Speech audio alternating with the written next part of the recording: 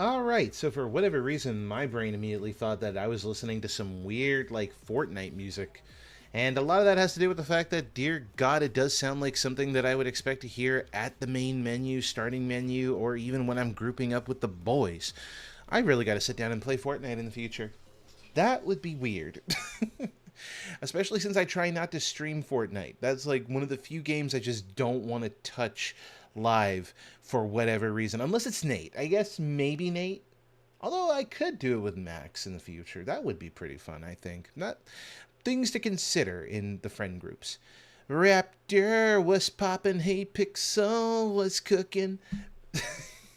Why did I make that one bar? Holy crap. But hi, hello, and welcome. I have been wanting to stream actually since Monday. Monday did not work out. Get the fork and knife. Oh god, I don't think I could handle playing Fortnite though. In all honesty, I I do well when I'm not streaming it, but the minute I start streaming it, I go from fairly competent to, dear God, did I just upload this game today? But yeah, no, that's things to consider. Things to consider. I might do it maybe in the future. Maybe if I can actually get to where I want to get to before summer starts. We'll see. We'll see. But hi, hello. Why did the music stop? I don't know if that's any better, but a little bit of background noise certainly helps me. It keeps me calm, it keeps me motivated, it keeps me good. But hi, hello, how are you? It is good to be back. I was originally trying to stream on Monday. Monday never happened. I can't explain why it never happened. It just did not happen. Tuesday? Okay, Tuesday it could have happened. I think yesterday I was just in this sort of weird mood where I just did not want to do anything at all. So instead of doing anything productive, I just kind of moped around in my own room for most of the day. And yeah, today I wanted to be a little bit more motivated. Why? Because I got a little something in the mail that makes me happy. So, new model kits. And what makes me happy about these new model kits is that I got them before those stupid tariffs. So they were already paid for, they were already on their way, so they could not impose any fees upon me. Life is good, life is grand. I am able to acquire my product in peace. Which only makes me slightly concerned for anybody who may or may not have ordered a Nintendo Switch 2. I have heard recently that Nate himself has acquired one, has acquired a pre-order for it, and is looking forward to having his hands on it when it arrives. However, I think pre-orders are starting a little bit late on our side of things here on the North American server, only because, well, a certain President Skumon, or Stumon? The yellow shit. Well, import fees. At least that's the only way that I think people will ever understand what a tariff is if you explain to them what an import fee is, and that a tariff is just another way of, saying import fee. We're just going to put that out there. I'm in a bad mood because of it. It has left me in a sour mood. I went to like a store not too far from here, actually within my general vicinity, not like I could actually spit and go there. And I was about to make a purchase for a model kit. The model kit retails for about $11. Now, obviously, tax included, I would probably have to pay something closer to like 13 bucks. Whatever, it wasn't a big deal. Until I saw the rest of the fee, and it was like, why are you charging me $50 for this $11 thing here? Oh, well, you see, that is the, we gotta apply the import fee. The what? The tariff. You son of a bitch. And, yeah, no, that's, put me in a bit of a mood, because now my hobby is in danger. I can now maybe sometimes get my hands on a model kit, and maybe sometimes the model kit will have a decent, slight upcharge. But anything that's China made, no. Which sucks, because I think most... Let me actually look at the back here. Oh my god.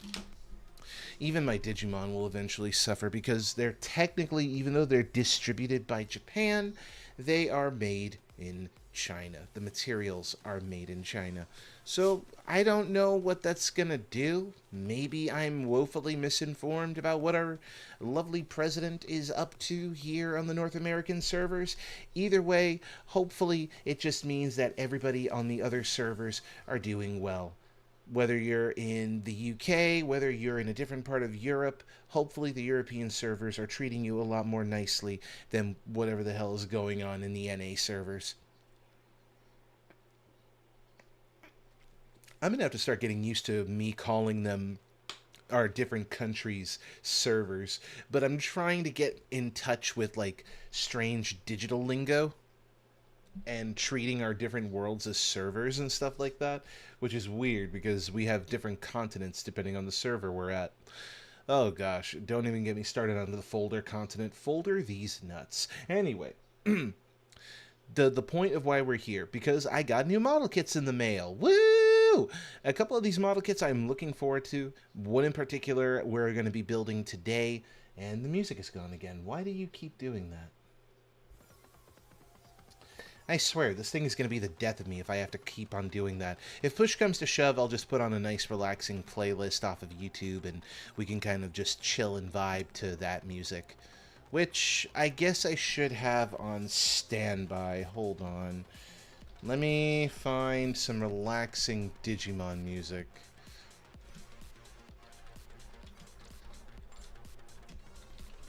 Just in case. It'll be a nice backup. Something to play in the background while we're working on some, like, model kits and stuff, you know? Very simple, very crude, but it'll get the job done, at least I think. If not, well, I tried. Alright, there we go, there we go. Looks like the music is playing for now, so I might not have to worry about the backup, but I guess so that we have a better idea of what the heck I am talking about, let's switch over to the other screen. Yeah, I'm a little sad that I won't be able to use this model during those streams, but I am happy still that Pixel was able to make me this. Ta-da! See? I love the little PNG tuber. I love him. I love him. Look at him. I'm just sitting there making a model kit. It works. It just works. It just works. The hard part is adjusting my microphone to sit in a way that allows me to talk effectively. There we go. And I can still look at the chat, which I like. Okay. All right. All right. No, never mind. We're good. We're good. We are awesome. All right. Let me check the screen. Okay, first of all, Varu, stop stepping on the engineer. I'm gonna just put you off to the side now, okay? I don't care if you... No, stop it. Stop it. Stop it. Hard to believe... I'm surprised I haven't turned this lovely little, they-them bot into, like, a chat bot for the channel. I really should. I've considered it. I was going to make the little engineer a chatbot, but I think it'd be more fun if I found a way to turn this little thing into a chatbot. So, future potential ideas for the channel so that I can always remember the roots of where I was trying to start when I had but an inkling of what I wanted to do versus where I am now, which in hindsight is such a departure. Like, identity crisis times 10, am I right? Oh, man. I really gotta, like, get myself sorted on that. Like, I still love everything that I'm doing right now, but I don't...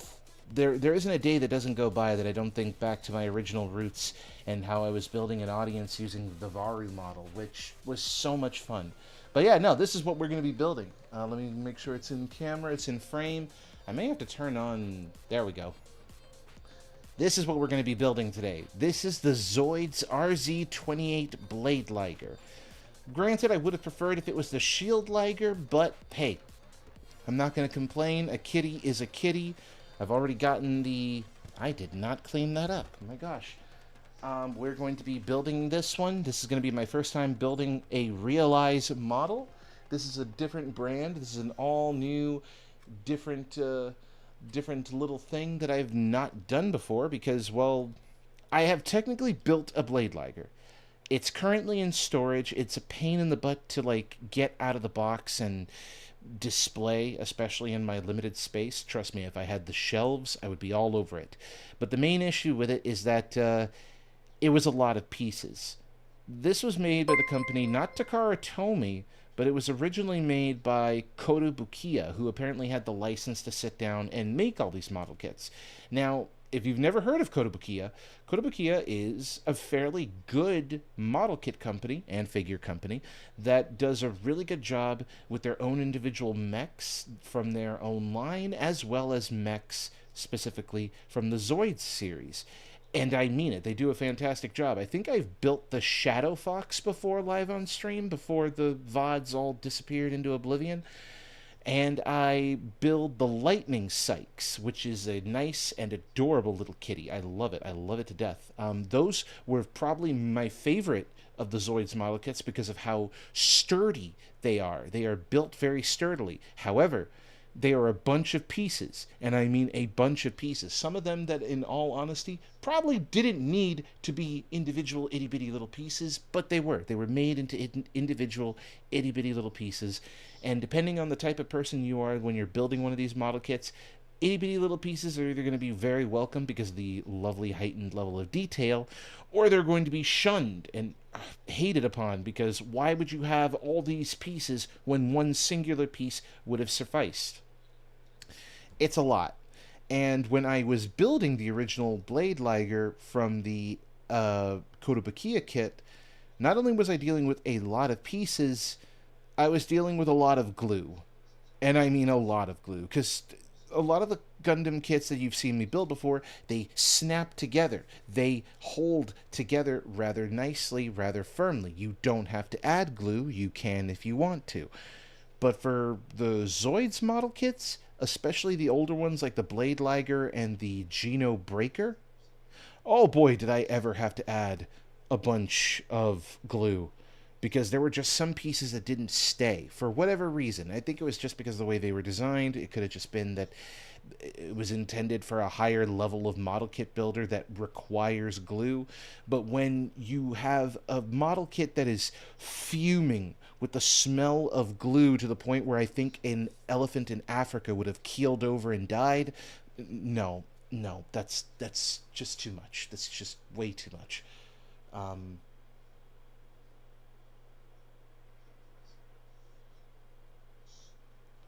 Hold on, is that a bot?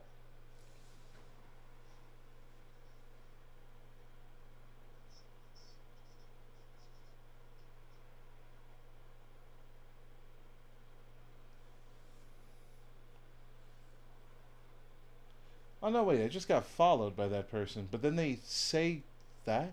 Can you add me on Discord to get to know uh, uh join your next live stream with friends when you are streaming my Discord name? Um Not gonna add you, buddy. I mean, you're welcome to stay. You're welcome to hang out, but the only Discord I really hang out at is over at Ovas, and that is our YouTube team. Which, yeah, I'm just kind of doing my own streaming thing off to the side because that's kind of just what I enjoy doing. I'm sadly not going to add you on my Discord or anything like that. You can find us whenever you can over on Ovas, but that's really about it. Sorry, bud. Thank you for the follow, though, and if you're around, thank you for the view. Always appreciated. Hello, hi, I'm so happy to see you. Ah, bah, bah, bah, bah, bah. I don't know why I felt the need to do that, but thank you, Emmy. I always appreciate when you're here. I always appreciate when you drop on by. Makes me smile. Makes me smile. Oh, right. Before I lose track here, the other kits that came in the mail before we start working on this. So, let me reach into my big old bag now. So this kit I'm particularly excited for because technically two kits. This one is the weapon set, so I'm not going to count it too much as a kit because this is essentially just a weapon upgrade.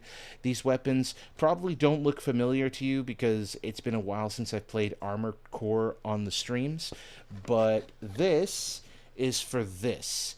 The Orbiter, the RAD-CC 2000 Orbiter. This is technically the first Armored Core that we land on the planet of Rubicon with. And I am so happy it's here because now I have something to pair up with Nightfall, which I built not on stream. I'm sad that I didn't build it on stream, but I did build it, and oh boy, do I love him.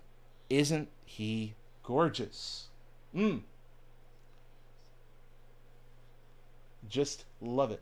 And then there's Fluffy. Hi, it's so good to see you. Hello. But yes, I built technically these guys before, and I have Rusty's armored core, Steel Haze, sitting on the sitting on my shelf right now. I'm not bringing him down because I feel some type of way about Rusty. I just love him. I love him every time he just calls me buddy. Oh, my heart. Anyway, and then of course, let me reach way the hell over here to get my hands on this one, because I am so happy that it's here. Come here, come here. Oh, get out of the bag. Get out of the bag. Get out of the bag. No. Okay, there we go. This one is a bigger box than the Blade Liger, and this is the Geno Soarer.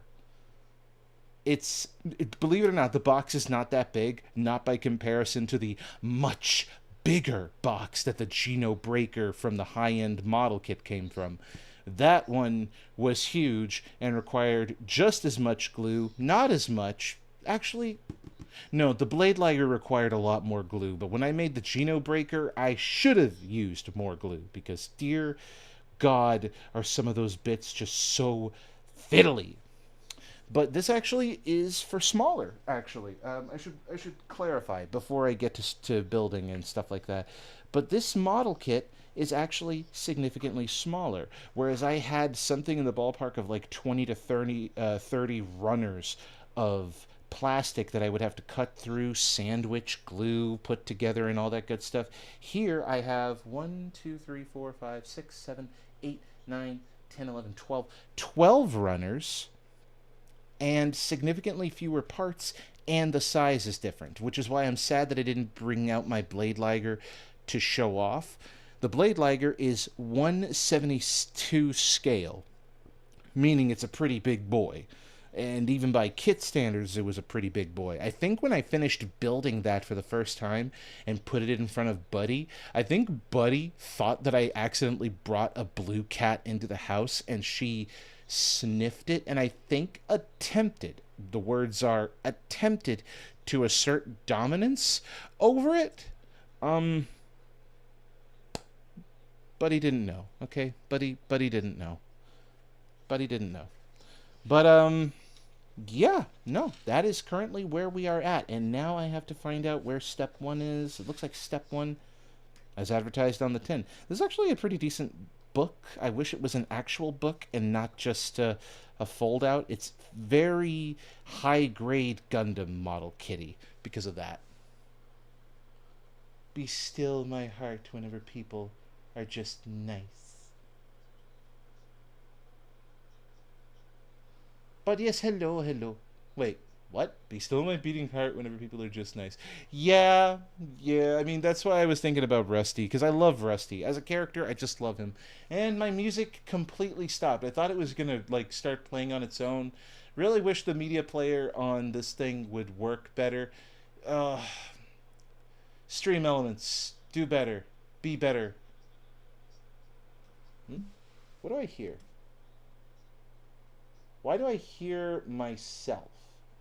I shouldn't hear myself. Hold on. I hear myself as like a tiny little voice somewhere, and that's bothering me. Why? Why do I hear it? That would be the reason why. Okay, we're going to stop that. There we go. No more of that. Sorry about that, folks. Let's just pretend that there was not a tiny little voice of me in the background somewhere. Doppelgangers, am I right? Am I right? Yeah. Let's see. How about File City? I mean, that's as Digimon as you can get, really. Let's see if I can lower the volume just slightly. That's better. Ah, Digimon World. Never change. You're just perfect in my eyes. Alright, but let's get to building. Let's get to work. It's time to get to work. All these emotes, and I'm jealous now. Someday I'll grow. Someday I'll be as big as you and the guys, and I can have more emotes to play around with. Someday soon. Alright, get the breaking nippers, get the precision nippers, and let's get the knife. Always need the knife. Alright, let's keep it simple. Let's keep it simple and just get to work one piece at a time. Which apparently we're starting off with the saber teeth. Oh gosh, Zoids takes me back. Like, I grew up on the series. This is one of those things that kind of just lined up as one of those core memory pieces for when you were growing up in, like, the early 2000s. You had, of course, Yu-Gi-Oh!, you had Gundam, and then you had Zoids. And Zoids was in that weird place where it was like, what if we told the story of Gundam, but instead of taking place in outer space, it's all on the planet, and for whatever reason, involves giant mechanical animals. Why? I don't know. Ask them. Did you just tell me to hydrate mid-yap session? You know what? I will do that. That's why I've got the bottle of water here.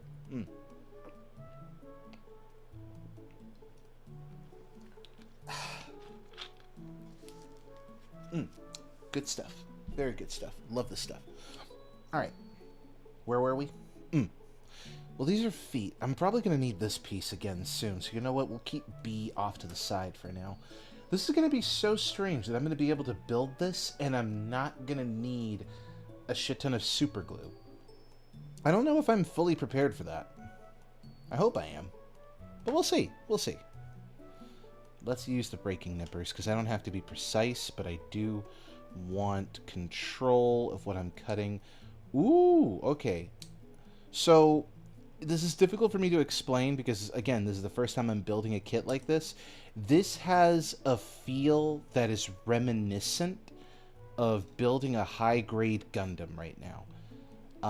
And I mean the more recent additions to the high-grade Gundam line, because right now, that was probably the most buttery, smooth cut I've ever done.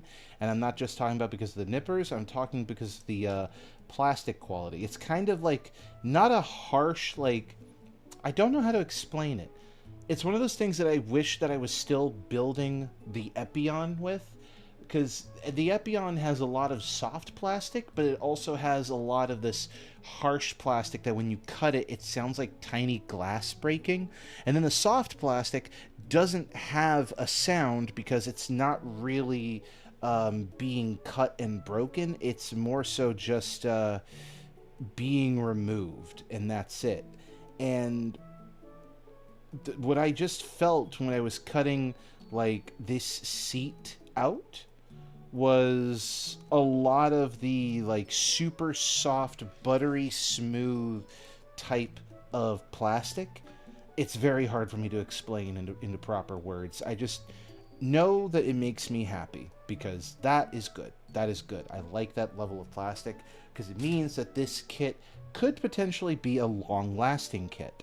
A kit that's probably going to survive the test of time, and, God willing, will hopefully maintain some level of its posability even into the future.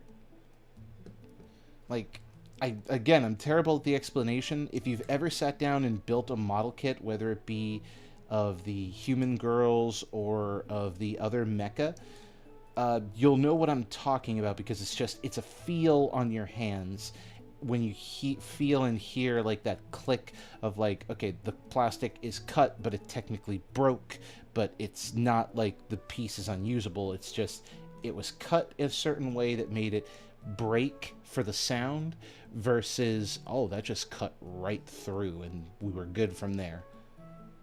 And I like that. I like that a lot. Yes, I did. More emotes. Gosh. Today's just an emote day. You know what? I appreciate a nice emote day. But enough about me. In all genuine, in all seriousness, being genuine here, how is everybody doing? Hopefully everyone's week has treated them well. Hopefully everyone is having a good time. Hopefully everyone is adjusting to whatever changes in ways of life that have occurred in recent times, positive or negative, whichever you prefer. Hopefully it's good. Hopefully it's good. Okay. Let's see. Click. That one was also fairly buttery smooth. I appreciate a nice smooth cut. Oh, wait. Can I...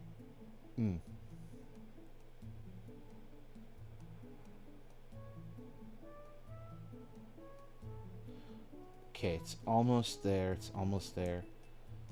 And this is what I mean also about that smooth, like, that almost buttery smooth feeling plastic, is you can technically use your fingernail, or lack thereof on my case, to smooth out the plastic of any harsh, like, cuts.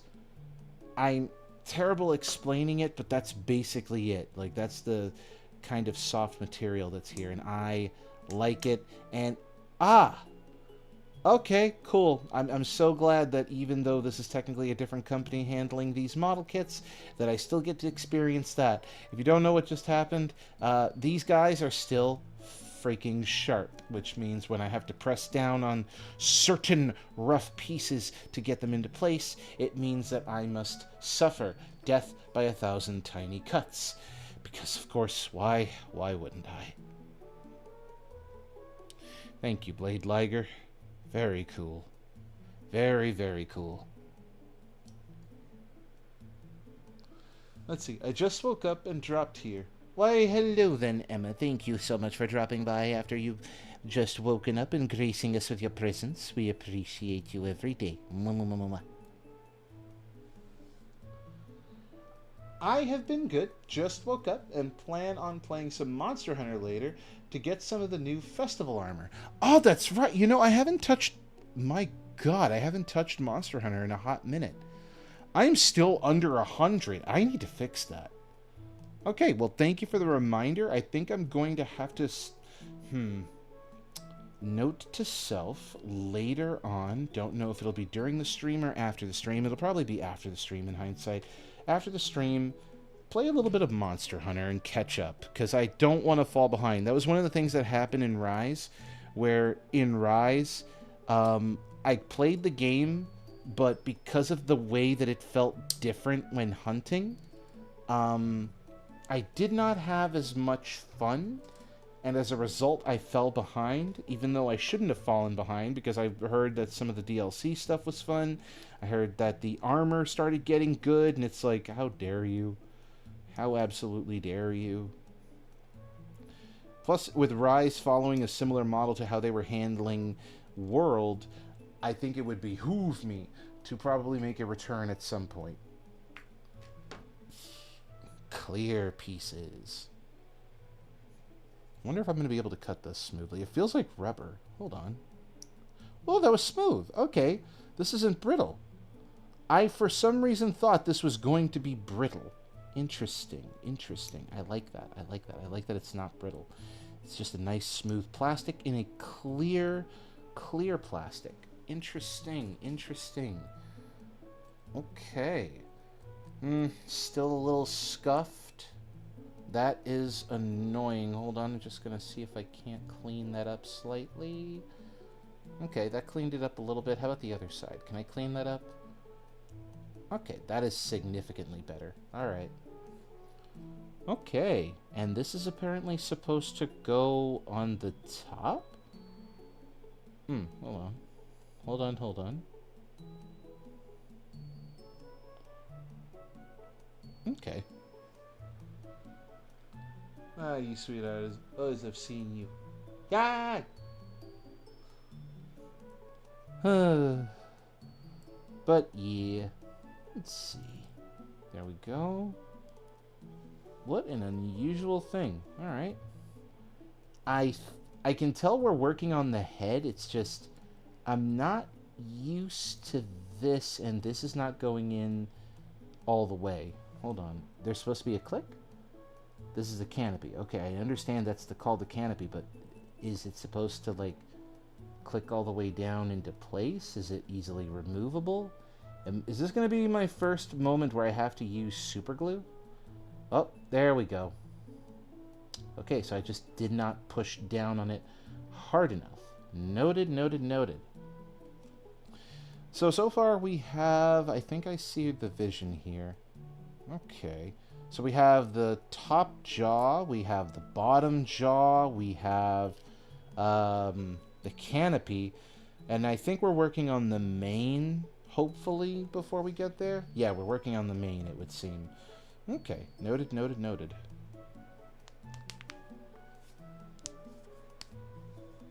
Aw, the girls are all saying hi to each other. Much appreciate you, ladies. You are awesome.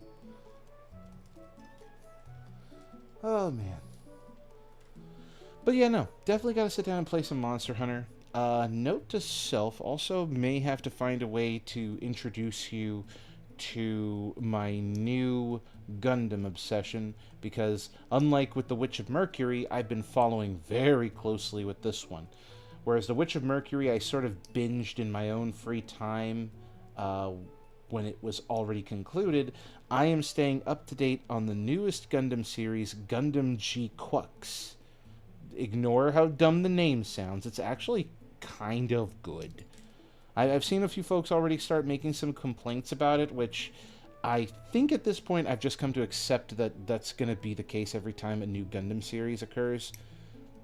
But for the reasons that people give about, oh, well, this is the reason why I'm not liking it as much as the other stuff, thinly veiled racism. I think it's just going to boil down to thinly veiled racism most of the time now.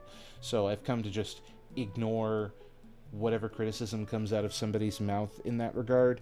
But basically, new Gundam series. Very cool looking.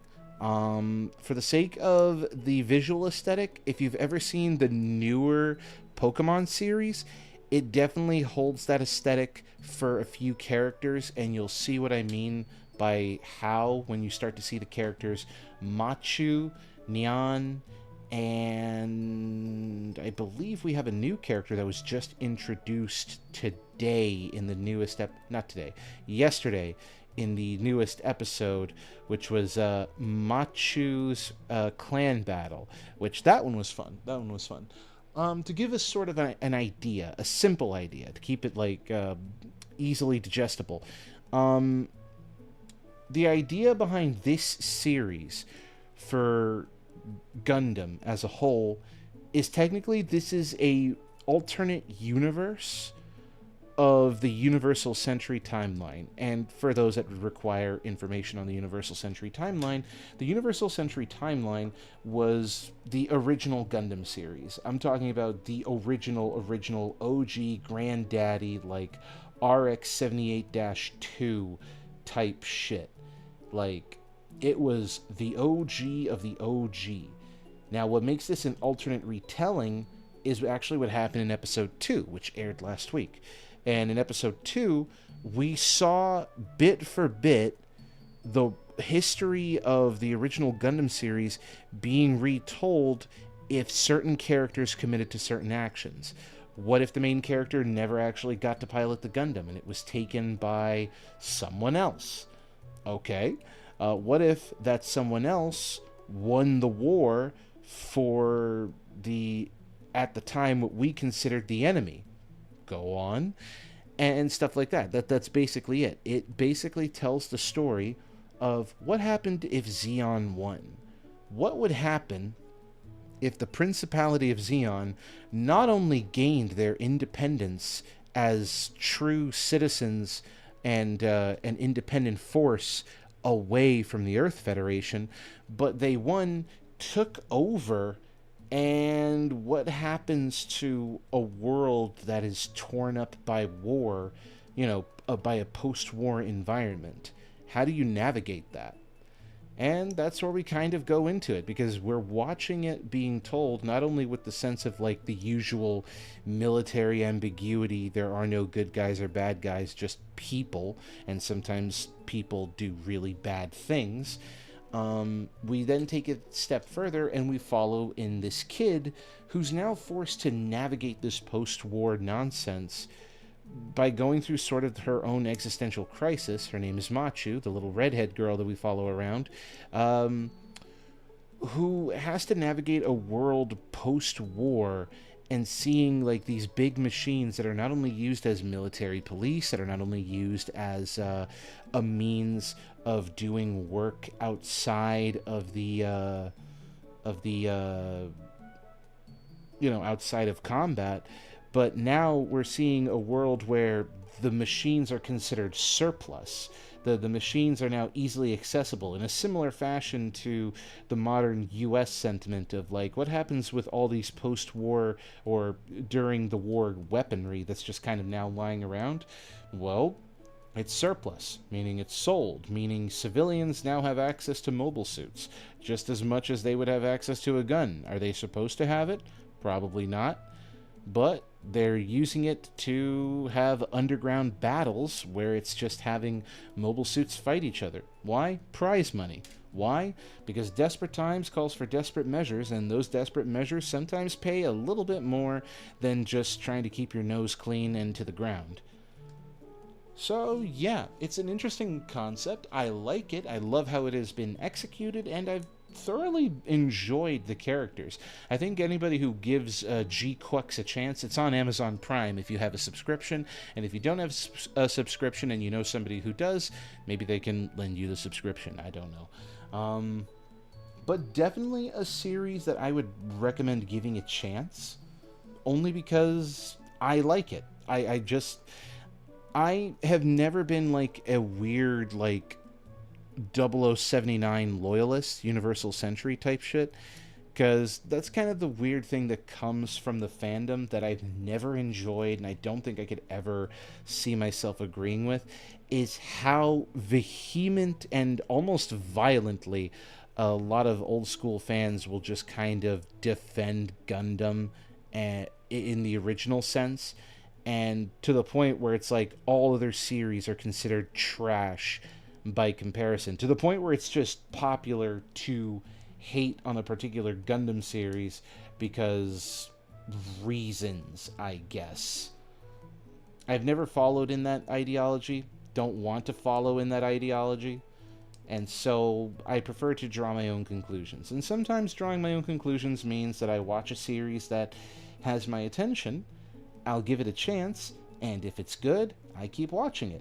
If it's not good, then I don't keep watching it. I think that's probably the easiest way to kind of follow in line with that logic, and that's what I've more or less operated under since starting to watch the different Gundam series, which is why I think I'm probably one of the few fans who have enjoyed Iron-Blooded Orphans when that came out. Yes, I know, technically it's just space African children wielding guns and killing people, the cruelty of war, and so on and so forth. But, I mean, it's actually a good series, that's one, and two, fuck you, I like it. I enjoyed The Witch from Mercury, although I did find a number of people who had the strangest reasons for disliking it, which at the very, very, very beginning of it was very unusual. I'm not entirely sure why it was popular, at least at that time, to just hate on a Gundam series that happened to have a female lead. But I guess having a female lead was just a crime that they could not abide by or whatever. I don't know, man. People are weird. People are weird. But, I mean, I still enjoyed the series. Personally, I liked The Witch from Mercury. Had a different way of telling a story that I wasn't used to. Granted, it was through a military school, and using the military school to navigate politics by manipulating your own children to make political moves in an attempt to either have a hostile takeover of a particular company so you could take advantage of their resources to enact a revenge plot due to the absolute slaughter of your family and all of your neighbors because you were developing technology that people were afraid of. Yeah, no, that's the long and short of it. I liked it. It wasn't for everybody, but I liked it. G Fighter Gundam, that's an old one, and I liked that one. Instead of having the whole concept of war torn whatever, they handled their conflicts through flashy uh, tournament arc styled fighting. I like that. I think that's cool. Gundam Wing, it was my first ever Gundam series that I was ever introduced to. I have rose tinted colored glasses when it comes to watching it and my adoration for it. The Gundam designs were really cool. The storytelling, when you realize what it's trying to say, is really good. However, the execution can be considered a little messy, so that's why I can't look at it with the same rose tinted colored glasses that I used to. But I think that just comes with growing up. Let's see. I'm trying to think what other series that I can think of in the Gundam universe. I never got to see much of the Universal Century stuff outside of like 8th MS Team. The 08 Mobile Suit Team was an OVA series, and that one was Space Vietnam. I think that's the best way to put it. Just Vietnam, but with Gundam. And boy, howdy, did it feel that way.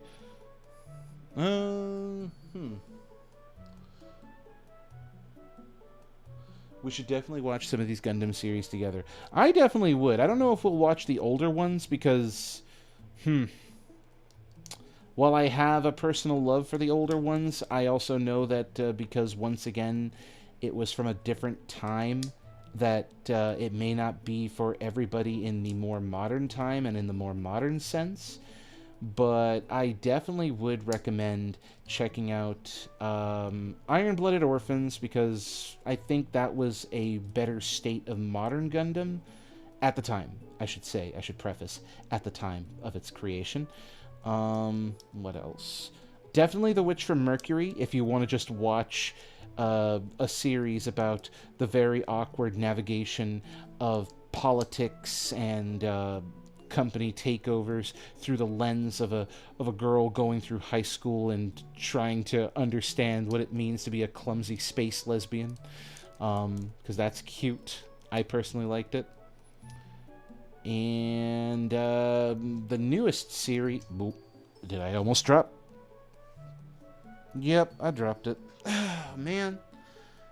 And then there's, of course, the G-Quck series that I'm mentioning now. Again, that one's available. That one anybody can watch, hopefully, possibly, maybe. Oh, no, that's interesting. Ah, these don't move. I don't know how to feel about that. Okay. That's interesting, because these moved on the original kit. So, okay. Okay. I like this so far. Okay. I think I know how this goes. I'm just kind of navigating this one blindly. I'm trying not to mess it up, but God, it's kind of a simplistic kit by comparison to what I was working on before. Like, ugh. If I were to go back in time and we were building the high-end master model kit version of this, which was the one that I built and used enough super glue to knock out an elephant, this right here, the headpiece, would have been the only piece we finished before the end of the stream. And the idea that we are here right now at... how long have we been... We've only been streaming for an hour with about 30 minutes of me yapping off like a crazy person, and we've already built the head. Rah! That is awesome.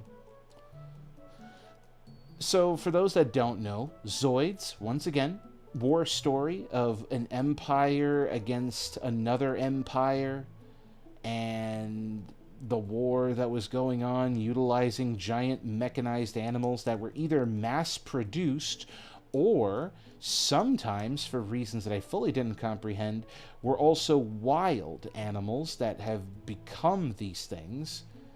And what made it interesting is that the Blade Liger was indeed just a machine, but it also had an organoid which was these little dinosaur creatures that could fuse into the core of the Zoids and make them much more powerful. It made them faster, stronger. Maybe not faster. I think it just made them react faster.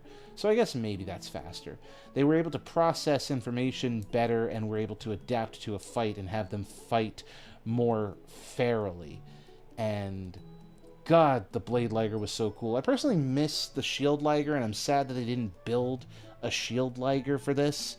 But hey, I'm not going to complain. We're just going to put the head over here for now. I'm going to take a sip of my water. It's a kibby head. Yes, yes.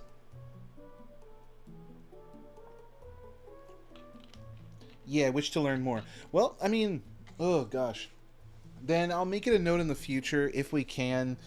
Because there's already 3 episodes of G-Quux out and available. And I think you guys might enjoy it. Once again, the animation team that worked on it, same animation team that has been working on the Pokemon series in recent times. And again, you'll definitely see the designs once you look at her. The best way that I can describe the main girl in G-Quux, Machu, she reminds me of a much more expressive version of the girl with the Eevee backpack. That is probably the best way that I can describe her based on entirely on her design. As a character, she's very expressive. I appreciate her, even in her melancholy. So yeah, no, definitely. We could probably give it a watch. I have Amazon Prime, so you know what? If we ever get the chance, we can sort of just sit down together during movie nights on Wednesdays and just, watch the episodes. There's already 3 of those episodes out, so I could always just plug those in and be like, all right, ladies, gentlemen, gays and theys, let's check this series out.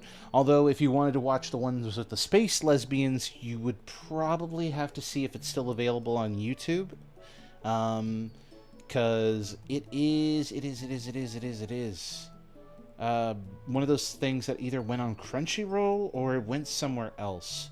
But I think it's on Crunchyroll. I'd have to double check. I think it's on Crunchyroll. If it's not on Crunchyroll, then I'm sure it's on YouTube. And if it's not on YouTube, there are totally legitimate websites where we can check it out in a totally legitimate way that allow us to totally and legitimately enjoy the series without the worry of a paywall being in the way. I don't know where I get some of the things that come out of my mouth. I just talk and it flows, and sometimes it just comes out wonderful. What the fuck was that? I think the yapping just took over. I didn't even know what happened there. I blinked and words came out.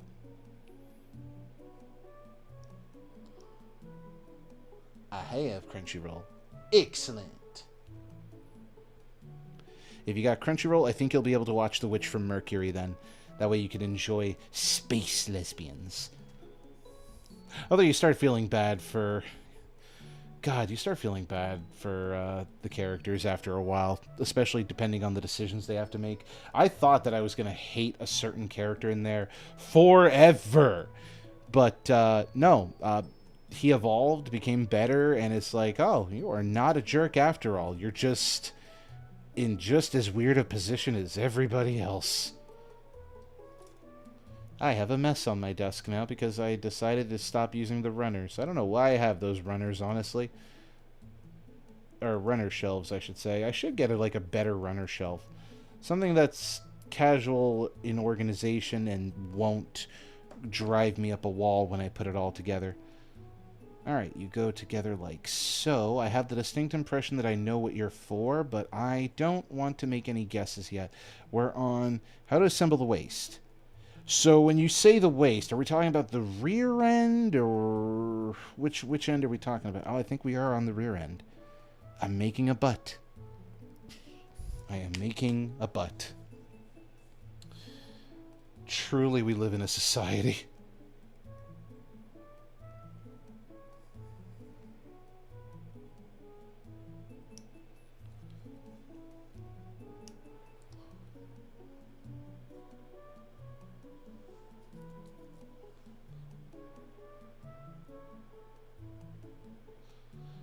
Broski, because I don't know anything about Gundams, what should I choose to watch? Well, Patrick? I will eventually understand that name. I like your name, by the way. I think that's a pretty cool name. Where to start with Gundam? It kind of is a little difficult for me to actually kind of go into that explanation. Because once again, it boils down to the fact that there are different versions of Gundam. If you go into the Universal Century timeline, it is bogged down by a lot of series. Well, let me rephrase. If you go into the original Gundam from 1979 moving onward, you're basically going to be watching Gundam, Zeta Gundam, and then of course there are other stories that exist within there where we got movies and OVA series like War in the Pocket or 8th MS Team and stuff like that with the whole Vietnam with mobile suits or whatever. So there are a lot of series that you can get into if you just want to get into Universal Century. But if you're a filthy casual like me, the other universes for Gundam can be fun to watch. Like Mobile Fighter G Gundam, that's the one that Guillemon over at our Discord server loves with all of his heart, and that's the one that involves the fighting tournament style of storytelling where it's just one giant tournament while also trying to figure out where is that bastard who unleashed an ultimate evil across the world that could take over the world and all machines. Gundam Wing, if you just want to see an anime series about pretty boys with problems with really cool mobile suit designs, I won't lie. Gundam Seed is probably the most accessible because it is one of the more recent Mobile Suit Gundam series to ever come out, and it also has the most prevalent of peak Mobile Suit designs. But the best way I can describe Mobile Suit Gundam Seed is, what if we told the entire story of 0079? Now, what if we told that story differently with brand new mobile suits and a brand new concept? Okay, that's what we're doing. There's Gundam 00, which is basically the second coming of Gundam Wing, where you just have a bunch of pretty boys with problems. But now they're all a bunch of eco-terrorists, which that's a thing that I've never thought that I would say out loud. But yeah, a lot more of the political and futility of like war and trying to stop war. But you can't stop war because you gotta be realistic here, I guess, question mark. I don't fucking know anymore, man. It gets wild after a minute. It really just depends on your preference, I guess, on what type of series you're going to want to look into. Yes, we're building a butt. Pretty boys with problems. That's just going to be the best way that I can describe now, and is going to be my only explanation for any time I see an anime series that has the trope of, like, mostly boys of conventional attractiveness, but they all have like this deep-rooted sense of trauma that makes you want to understand them and love them. And yeah, no, pretty boys with problems. That is it. That is literally it. That is the bestest way that I can explain any type of anime series that uses that trope. And if you've ever watched Fruits Basket, you know exactly what the fuck I'm talking about. You can never deny it. If anyone here has even seen the series Fruits Basket, you know what it is. You know the game already. You know the rules. So do I. Goodbye. Oh, I love that. I don't think I can even deny it. I fell for that booby trap where it's like, oh man, I love this anime series. And then I start getting invested in it, and then before you know it, I'm like, why is this character hurting? Why are all these characters hurting? Why can't I give them a hug? And then I realize the main character that we follow, the girl or whoever, is just our sock puppet. Is just a sock that is supposed to represent us as they navigate through the problems of fixing them one little bit at a time. And I'm like, oh, I fell for the trap of pretty boys with problems. Maybe I'm the problem.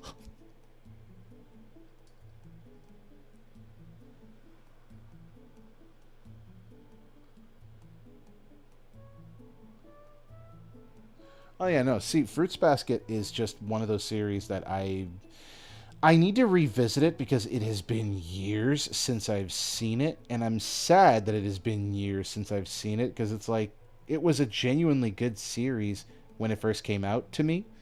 Oh, oh, is that an ad break? Oh man, are we about to have an ad break? Well, I'm going to treat this like how I do the video games, and eventually I'm going to just kind of stop and yap for a little bit while we do this. So let's see if I can finish this one piece here, and then I'll go into ad break mode for the Twitch side of things. YouTube doesn't have to worry about this, I've noticed. They don't have to worry about ads. Damn. Damn, damn, damn.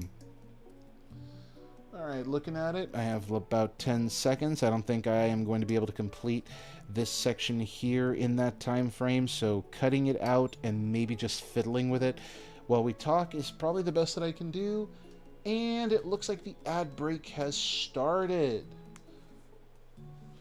Toru Honda made me want to be a better person. I love her. Exactly. Fruits basket. God, the idea that a bunch of people are cursed to become animals of their zodiac and they all genuinely confuse me in their own strange ways. God, what a weird time in the early 2000s to be an anime fan.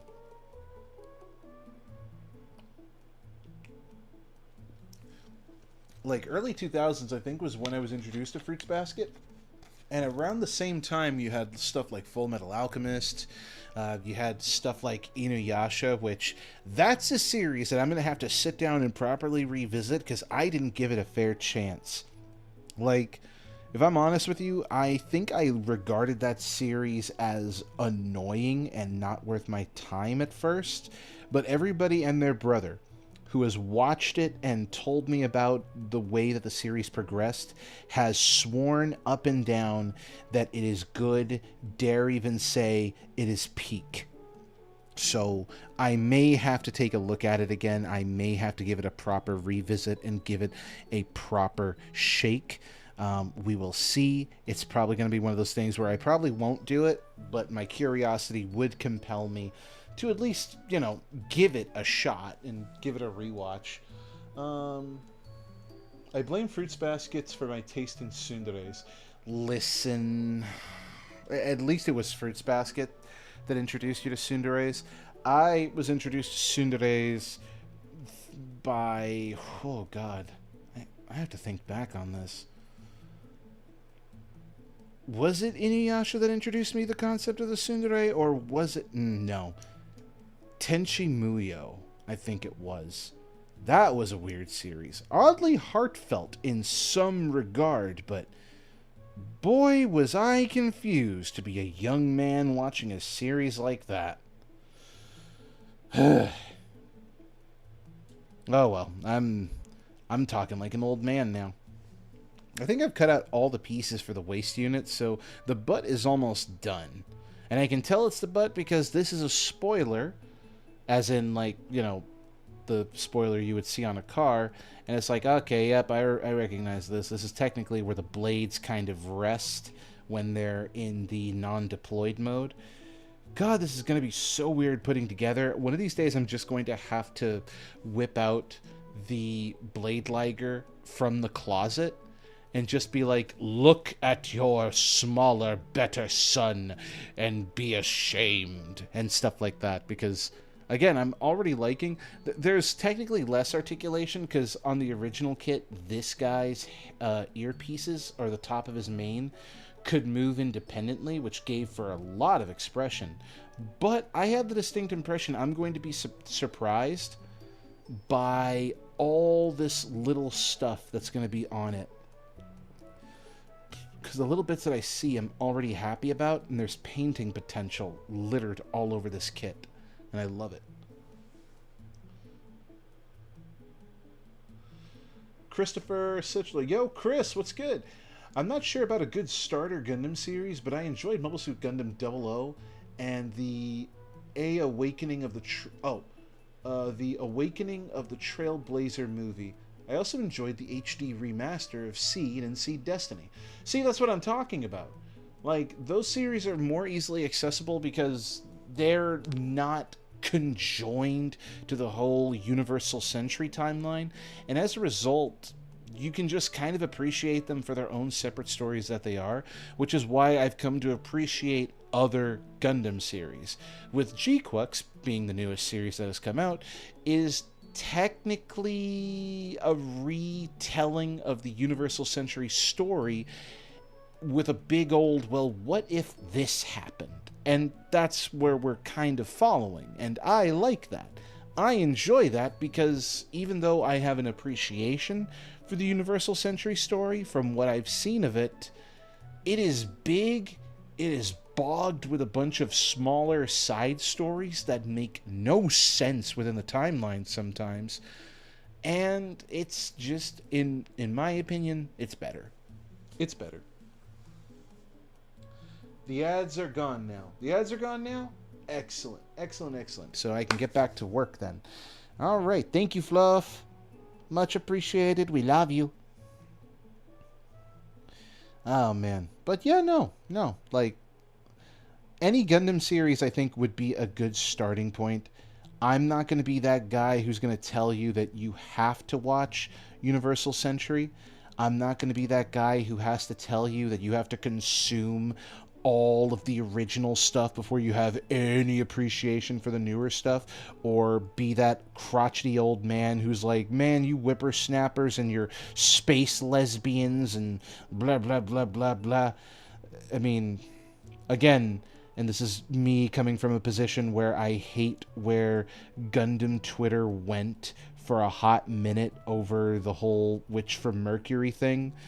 I don't like that they are going to sit there and praise a series that slaps women across the face constantly. Yes, that is a thing of the original Universal Century thing. We just casually slapped women whenever they got emotional because, doy. Granted, the men were also getting their shit kicked in some of the time by other people, but the casual disregard for women in Gundam is, terrifying sometimes. And then I see what Gundam Twitter does and how they handle complaints of the series that they don't like, and citing their reasons as not liking the female leads. And I'm like, maybe nah. Maybe just nah. So, yeah, I have my own biases that are mostly formed by outside sources of being the worst possible individuals saying the most morally reprehensible shit, and yet they have a huge following on Twitter, which that's probably something I greatly dislike on its own.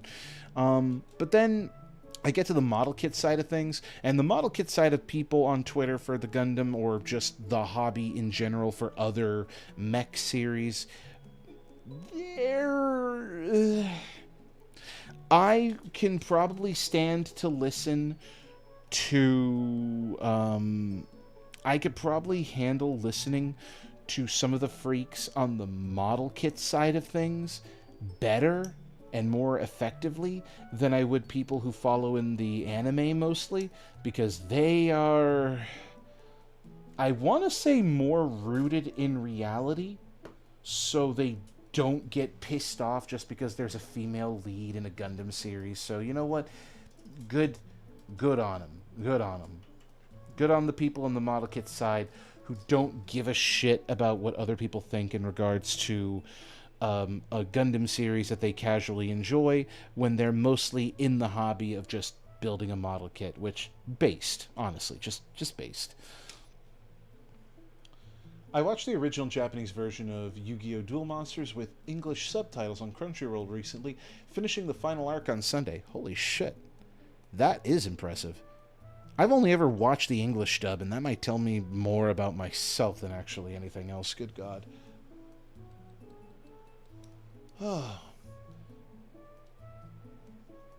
But now I'm just on these Zoids. Zoids. My God. I can barely remember anything about the Zoid series. I think that's probably the most offensive thing that is now killing me on the inside. So I should give this preface so that there's an understanding here. Zoids is similar to Gundam in the sense that you have a story of war being told about, like, these people just doing their absolute best to survive in a war-torn world of mostly desert wasteland, I might add. But then, in a similar fashion to how Gundam would branch off and expand into other forms of storytelling, or maybe it's in the same universe, I've never been 100% sure, truly. I then enjoy, what was it? There was Zoid's Chaotic Century, which is the war-torn side of it. And then there's New Century Zero Zoids, which, you know what? Hey, if the model kit designers who worked on these guys get a chance to do it, Liger Zero, Liger Zero, Liger Zero, Liger Zero, Liger Zero. I love me my Liger Zero. I love my boy. The original Blade Ligers are cool, but God, I love my boys. So, for the sake of explanation, again, Chaotic Century is the one that's mostly war-torn and having people just kind of survive a wasteland, navigating the geopolitical climate of their world and just doing everything they can to survive, because if you can't, I mean, what's going to happen? Well, nature takes its course. And sometimes you find an ancient person who's cryogenically frozen with a robotic dinosaur who acts more organic than they do mechanical. The Organoids. And then sometimes you have an ancient prophecy of a giant Zoid that could end the world, and you have to put a stop to that. And it unifies the people, and the conflict eventually stops because survival is more important than petty squabbles. That's the best way I can describe Chaotic Century for Zoids, and it follows along with Ban, the one who pilots the Blade Liger, which was originally a Shield Liger, which then evolved on its own, I might add, and became the Blade Liger. A very cool transformation that would ensue, by the way, that lives rent-free in my brain since I was a child. I love that shit. Wish there was more clips of it on YouTube, but alas, the preservation team that would work to preserve the Zoids is not as prevalent today as they were back then. Whoops.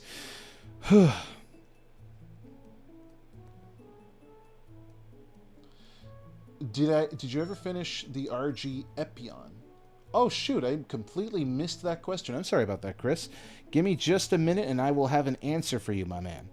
Let's see. Let me put this piece together. Make sure I have that correctly. This is awkward, and I'm trying to understand why it's so awkward. Okay, let's see. Oh, that's why, because this is supposed to all go together in different pieces. Okay, give me a second, and let me actually bring out the boy. I probably should have shown this off before the stream started, but yeah, no, I finished Epion. I love him so much. I am so happy that I put him together. He is sturdy, like built like a shipbrick house. However, if you've noticed, the reason I have his long whip chain tail here behind him, it's because he's very back heavy. These wings are so encumbersome. The only way that they wouldn't be encumbersome is if I technically move them forward, and that way he wouldn't just, tip to the back, because that's why his tail is behind him, similar to his original arch silhouette. If I didn't do that, he would have fallen. He would have just straight up fallen over, and it would have been over. But I love his design. I love the idea of this chaotic, evil-looking elf dragon creature. That's the best way I can describe it. This is a mobile suit. I'm going to try to hold it to the camera. That has pointed ears like an elf, is meant to look like a demon knight, but has the dragon aesthetic all over him. It's like if a tiefling became a half-dragon and then became a robot at the same time. That is the only way that I can describe how Gundam Epion is. And I haven't tried his transformation sequence. Because of the whole two-headed dragon thing, I could technically do it, but I don't want to do that. I like him as he is. Although I willfully admit that based on the reviews that I've seen on YouTube, his transformation, while ridiculous, holds better than Wing Gundam's bird transformation. So you know what? A dub is a dub is a dub.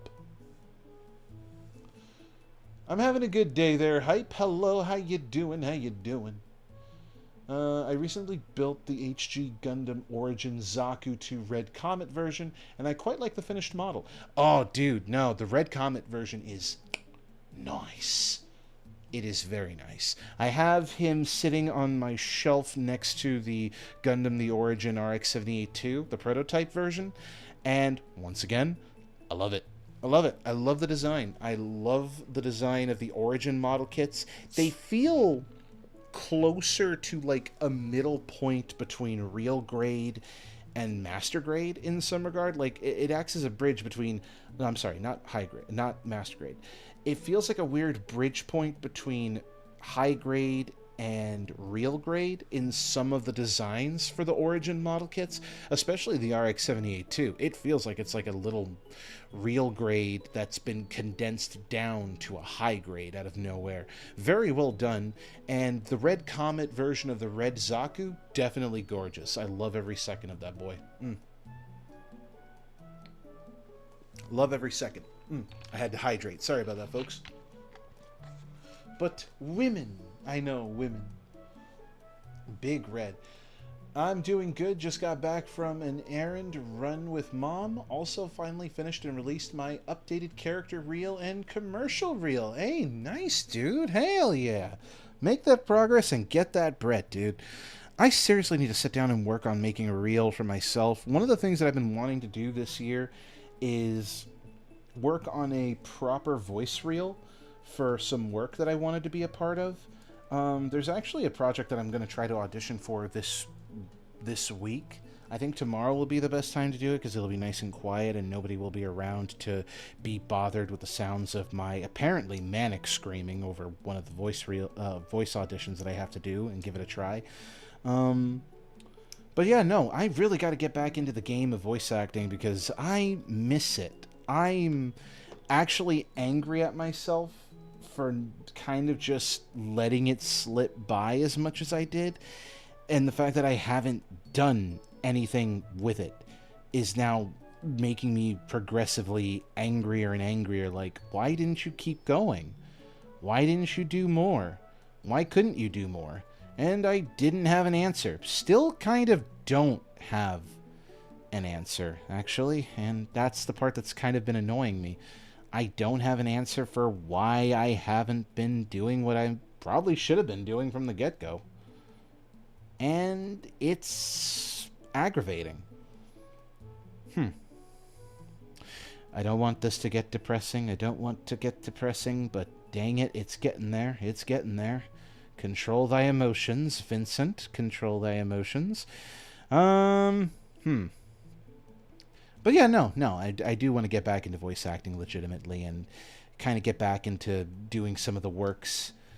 Gosh, I miss it. I miss working on projects. I missed you getting like offers in my DMs. I used to get like a lot of offers to do some voice work. I unfortunately had to turn a bunch of them down, not necessarily because like they were bad. I ended up turning a good chunk of them down because, like, as much as it would have been fun to do it, I was busy at that time. And now I'm fairly certain I can't even look back and see if they'll take me because I don't even think that they're even doing projects anymore. Man. And then I look back over at Nate and the idea that he got to voice and be recognized for some voice work that he did for DNF Duels, some voiceover work that he did for other projects. Even if they didn't get released, he's been doing very well for himself. Now I'm entering my jealousy arc. Need to stop that. I don't like this particular design here. Hold on. Ooh, hold on. Hold the phone there. So this is going here, and there's nothing that goes over here to support this. So all of this tension is going to be focused on one giant hollow rod. Oh boy. Okay. All right. I am not a fan of that. I am not a fan of that at all. And now I have to like squeeze. There we go. Okay, I have some notes. I think I know how this is gonna go, but I don't like that all the tension is on this side because that's where the rod is for this up and down motion here on this lever. I'm certain it'll be easier to move once I have everything put together, but like right now the way this is built is like it begs the question of just why. I might be judging it too early.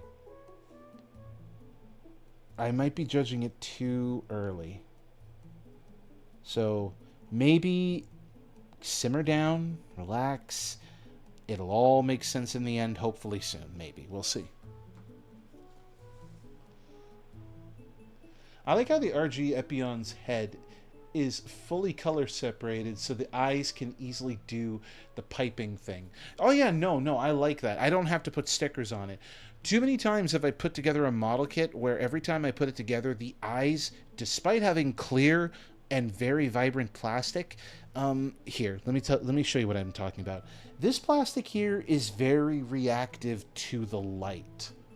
So like it has like a sort of natural glow. It's hard to see now, but if I were to put this under the right circumstances, where if I was in the dark and shining like a nice light on it, this has like an effect where it takes that light and makes it a part of the plastic. And a similar type of plastic exists in Epion's head. So if I were to hit that with a nice black light, the eyes would probably light up on their own. So I didn't have to put a sticker on it. I didn't have to do anything. That thing, normally I have to put like a black mask sticker or a black mask with green eyes sticker to kind of make things pop and make it look decent. That guy up there on my shelf is now my favorite because it has a piece of plastic that's already built in that masks over the green light and then gives this exact effect that we see on the manual here, where the eyes and the camera sensor up top just do the work of just being simultaneously terrifying and beautiful. And I love it. If I didn't love it, I wouldn't Okay, no, we're not talking about food. We're not talking about food. All right. Y'all didn't hear nothing. I'm getting carried away in my ways. I'm going to separate these guys. The instructions didn't tell me to put them together, so we're going to put them to the side like that. Oh, man. It is so good to be just yapping again. I missed yapping. What? We're on 4. How to assemble the chest. Okay, so this is 3 segmented bodies. So, butt... I guess midsection, and then we'll have the chest. Okay. Alright, I'm down. I'm recognizing your game. I smell what you're laying down here. I smell what you're cooking. Hopefully. Otherwise, this is going to be a very messy model. I think I might be able to get this kit done before we're done with the stream. I'd like to imagine that we could. I'm not saying that we are going to do this the whole stream, but I might. Like, I haven't had, like, a proper only model stream in a hot minute, and I kind of miss that, where I could just sit down, work on a model, and just kind of yap around about whatever's on my mind at the time. Makes me happy, which is why my voice is at that register again. Once again, I should probably point this out. When I'm in a mood and I'm, like, in the throes of not being happy or going through some stuff, you can sort of tell based on my voice, because I'll sound relatively normal like this, and I'm trying desperately to keep engaged, but I can't, that kind of stuff. And then there's how I sound when I'm so happy and I'm at a higher register, and this is basically where I'm at when I'm super happy, when I'm super excited about something. I would like to say that this is the voice that I probably use whenever I'm playing Repo with the boys and the gals. However, that is not the case, because when I'm playing Repo, I am happy because I want to play, but I'm also distressed because everything in that place wants to kill me. Oh, I actually almost had a moment. I don't know if anyone has ever seen that one clip of the guy who's like, "Oh, the cart. and he drops his item in the cart, and then the video slows down and dramatic music is playing because the blind hunter guy, the huntsman, I think, is like right there. Oh god, I was that guy. I was that guy the other day. I was that guy, and I felt awful. It was like, I found the cart. And then I turn around, he's right there, and the gun is already on my face. I screamed, he fired, I died. That was too real for me. Too real. Oh, the music stopped. Oh, shit. All right, all right, all right. No worries, no worries. I got you, I got you. I could take a gamble. I could take a gamble. You know what? I'll take the gamble.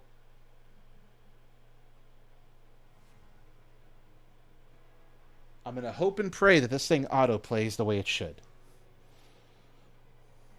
Because if it doesn't, I'm going to be so upset. All right, let's see. I want to say this is the head or the neck area.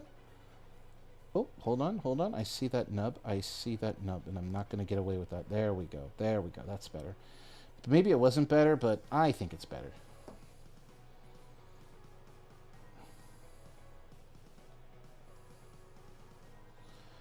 Okay, so it's just sandwiching these two pieces together then. That's fine. Oh, I know exactly where we're at now. All right, okay. What's up? All right, I got you. I got you. This is actually so nice, because this would have been like 40 or 50 pieces that would have gone into just these joints here if I was doing the high-end kit. Oh, this might be very good. Hold on. Ooh. Oh, please. Come on, come on. Slip in. Why aren't you slipping? Did I miss something? Oh, I missed an alignment here. Okay. Ah, there we go, there we go. Alright, so now I slip that forward. Slip that forward. Slip you forward. There's that nice snap that I like to hear. Alright, okay. And that is going to hold the two pieces that are sandwiched together, well, together. And now it's a nice lever action. I think I know where we're at in the body. I'm hopeful that I know where we're at the body, but I like what I'm seeing so far. And now I have to build the joints. Okay, no worries, no worries. Let me look over here real quick. I also like the RG RX-782 Gundam 2.0 because everything is fully color separated with the full inner frame and stuff. Mine, I use the detail eye and head camera stickers and most of the decals. I mean, I'll give that a try. I still haven't built the 2.0. From what I've seen of the images, the 2.0 looks and feels like it was based on the Perfect Grade Unleashed, which I have on my shelf. Because when I saw that inner frame and how it was kind of put together, it's like, wait a goddamn minute. That is the Perfect Grade, just scaled down. What happened here? And then I kept looking at it, it's like, it still is and still isn't, but it does a lot more than what the Perfect Grade could do. At least without me breaking the Perfect Grade. I have to learn to be gentle with that one, because she is a delicate lady. But yes, no, I get you. I will have to sit down and make that, though. I did pre-order a bunch more kits this year than I would have probably originally, but with the whole tariff situation, now I'm a little concerned. I'm a little worried that it'll be harder for me to like stay on top of my hobby. And I don't like begging for money. So I'm probably going to have to figure that one out on my own. And I will. I definitely will. I'm going to figure that one out, and I'll be able to still build the model kits I want to build.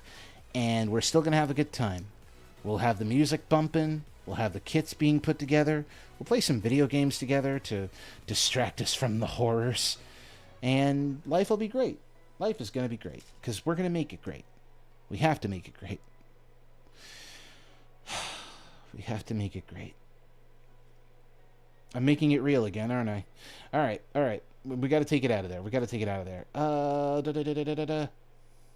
Has anyone been working on any projects of theirs? Any art projects, voice acting gigs, maybe some music? Has anyone just been living life the way they want to, having a good time?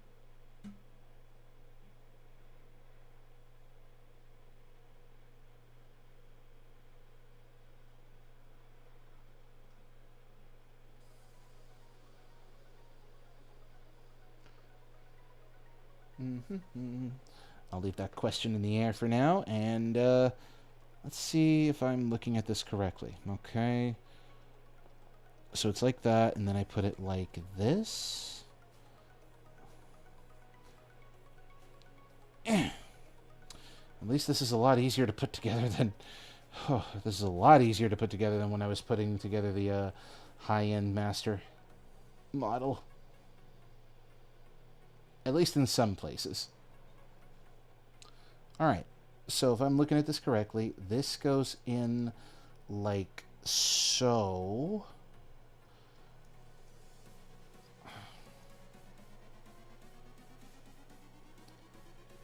Okay, and then this one goes in like... I'm going to try it like this. Okay, that was definitely one of the better ideas that I've had. And then slide it down. Perfect. Okay. What's next on the list here? There is still much more of this torso section than meets the eye. Lord have mercy, I'm going to be here for a minute. Is that a backpack booster? Oh my god, that's the backpack booster. Okay, hold on. I gotta lock in for this. Not because it's difficult, but because like I have a weird love-hate relationship with the stupid backpack booster. Mostly because how do I put it? When I originally built the high-end master kit, that thing had so many tiny fiddly bits that it just upset me every single time I touched it. And then it would be fiddly when I was trying to install it, and then it would be fiddly when I was trying to eject it to make it look like the booster had activated. So I have a very much weird love-hate relationship with the in general design of it. Which is why now I'm hoping that at least this time around, because of the design of this and its intended scale as well as its intended level of detail, that this will be less difficult to do than the original. We're going to find that out now because, oh boy, here it comes. Okay. Looks like it's only 2 pieces. Already a step up. I'm enjoying that. Putting this here. And then it clips. Okay. So far, so good. Nothing has exploded on me. That's a plus. A very important plus. Okay, and that's all one piece. Alright, never mind. This is already better. This is already 10 times better. Because when I did this, there were so many pieces for this one tiny little backpack attachment that it wasn't even funny anymore. I hated every second of putting it together, and I hated every second of mounting it onto its back and playing the weird balancing game that I had to. And I appreciate that this kit is put together in a way where these pieces are sandwiched, and sometimes there's a piece that just locks it into place. That's just nice. It's nice.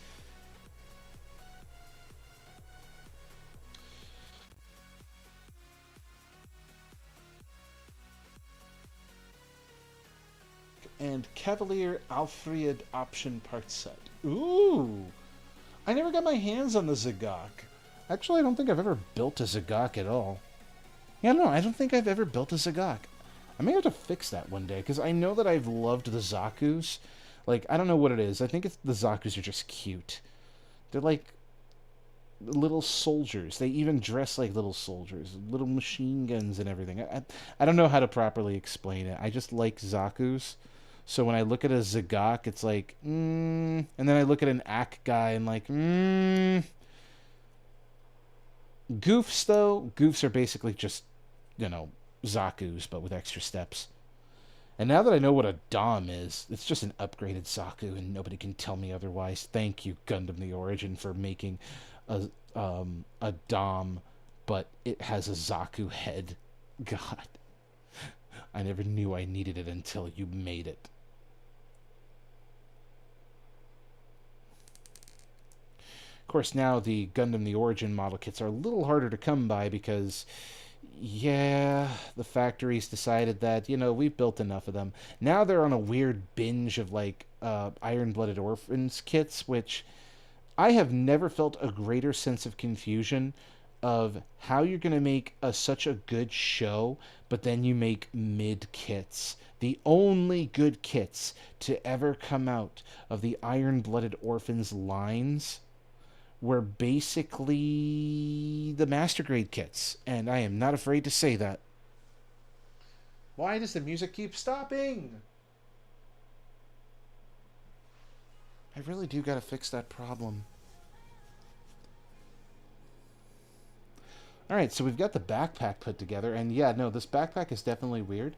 It's intended to, like, fold out and then activate to give the Liger a boost in battle, and then when it's finished, it just folds back in. It's a very unusual design. I don't know if it's practical or not.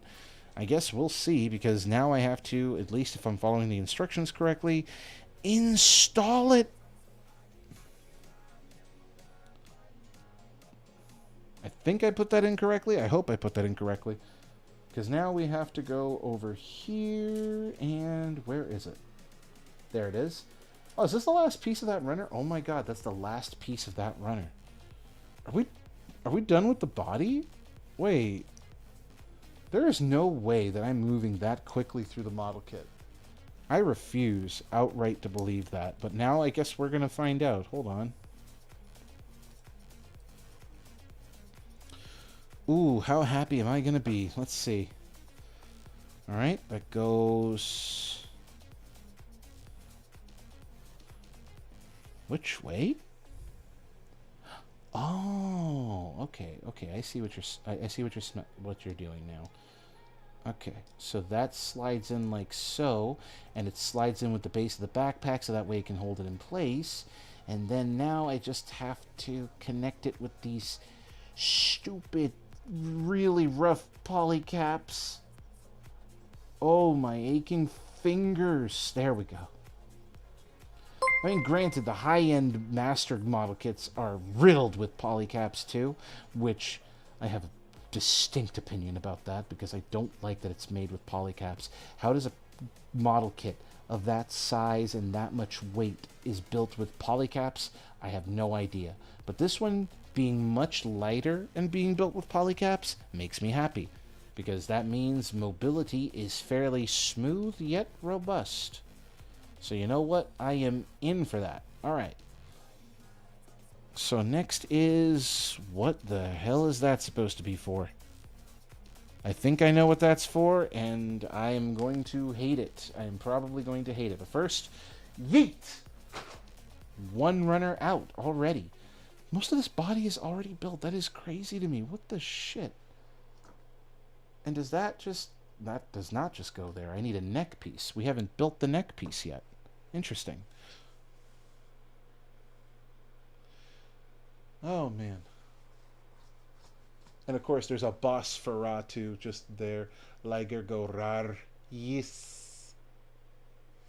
Boss Ferratu is in with another... oh my god, you've been subscribed for me for almost 2 years. For 2 years, I've barely done anything! Oh no. There's a delay in my audio again. Son of a bitch. Hold on. I am going to fix that right now. I hope.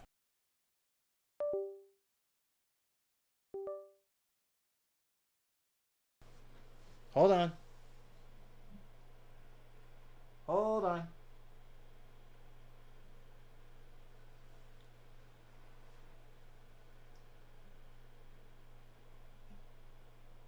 Okay, good. We're still fine there. And fine, I will hydrate. Damn, boss. You're so bossy.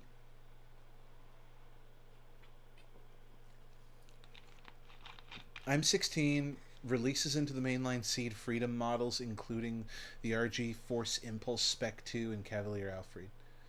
Oh. Oh, you're 16 releases into the. I completely misread that, Chris. I ain't gonna lie to you. I'm 16 releases into the mainline seed freed model. Dear God.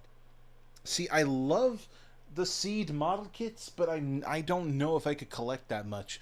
I say while desperately trying to get my hands on all of the Armored Core model kits and maybe a few of my favorites from the Witch from Mercury. And maybe G-Quux if I can get my hands on them.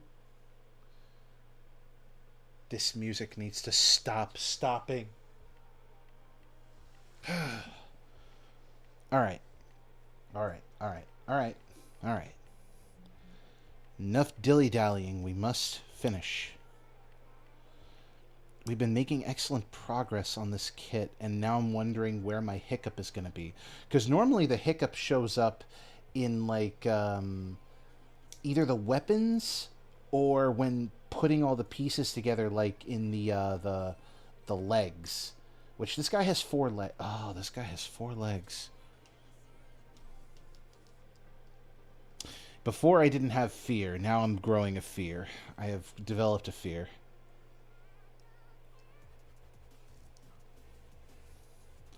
Okay, we're going to have to find out if I'm going to be alright with the build of this. I haven't seen any commercial updates yet. Hold on. Okay, no, it's because we haven't streamed that long. I am stressing my own self out here.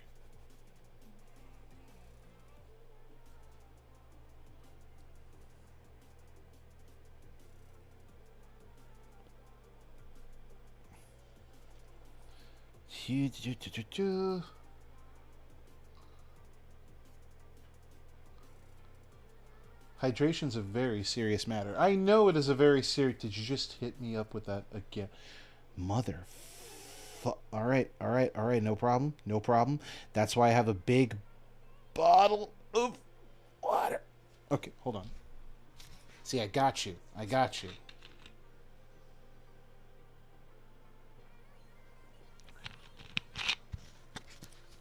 See, got it, done, hydrated. Binge.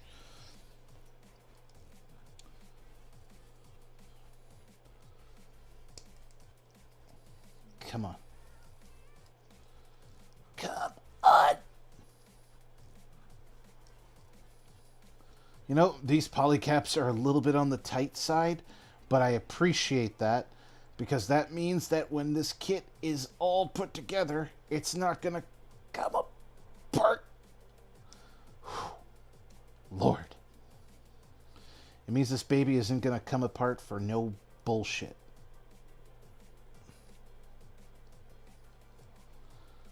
Times like these, I almost wish I had a pair of pliers.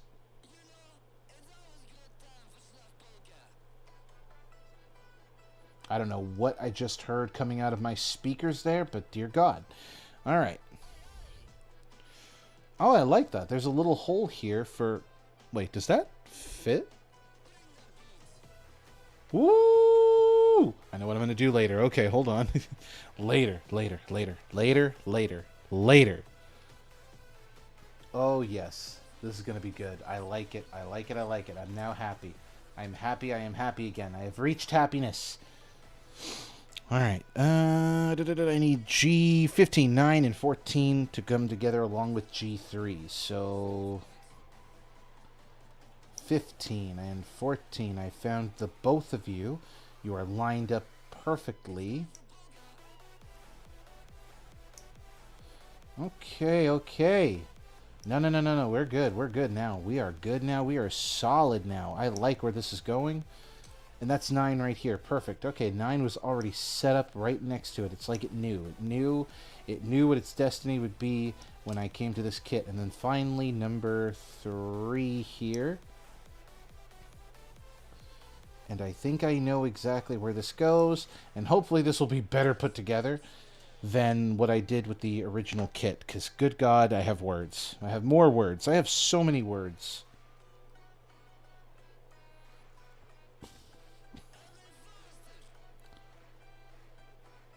Alright, we got that. This piece goes here. Come on.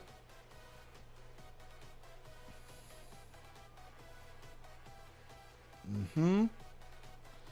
And then this piece goes in the front because it is designed to hold the sandwich together. This is the toothpick that holds the sandwich in place. Yes, Lord. All right.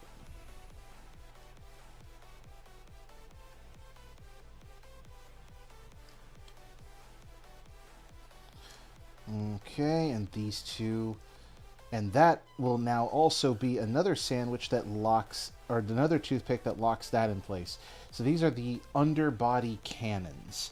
They don't extend like the original, but they're just kind of there as a secondary ranged weapon. They're not really the main ranged weapon, so you know what? Props where it's deserved. Now I just have to... There is still so much to do on the torso. Breathe. Breathe. Sandwich. Can I eat it? No. No, you cannot. I also love the look of the completed MGEX Strike Freedom, though I'm not a fan of water decals when they get really thin and fragile. Ah, okay, yeah, water slide decals are a little tricky. I personally, after building the Age Gundam model kits that I had like a while back, when I put those together, I realized that dry transfers are probably the way to go, at least in my opinion. And I'm now just a little sad that they kind of stopped doing that. They stopped doing dry transfers in favor of sticking to the traditional stuff, which, okay, fine, whatever. It's a preference, I guess. But come on. Hold on. Am I missing something here? No. Am I blind? Yes, I am blind. Okay. I see where I missed it. Piping! These were also hard plastic on the original model kit because they were just kind of meant to be a design and not necessarily meant to be any kind of piping. Unless you looked at the, I think my gun sniper, which was the long-ranged armament-equipped Velociraptor. I liked that design. That design was cool. Uh-oh, I did not pay attention. I did not pay attention. I did not pay attention. Okay. Use your brain. I don't have a brain. Oh god. Okay, so this is supposed to connect here, which then connects here. So that means I'm supposed to connect this here first and then here. Accidentally got it right. Nailed it. All right. First try. No mistakes made. Binge. All right. And is this one going to do the same thing, or did I do that wrong? I did not do it wrong. I am never wrong. I am perfect in every way, shape, and form. All hail the living God. I am never saying that out loud again. All right.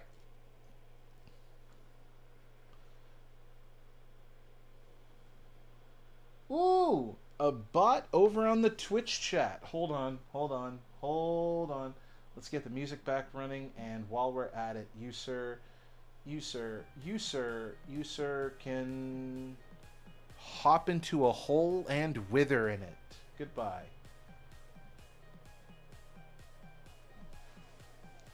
Hate it when that happens. I'm actually now mad. Maybe it's because I'm not on YouTube as much as I should be, but I don't have bots as a problem on YouTube. So when I see bots on Twitch, it aggravates me just a little bit.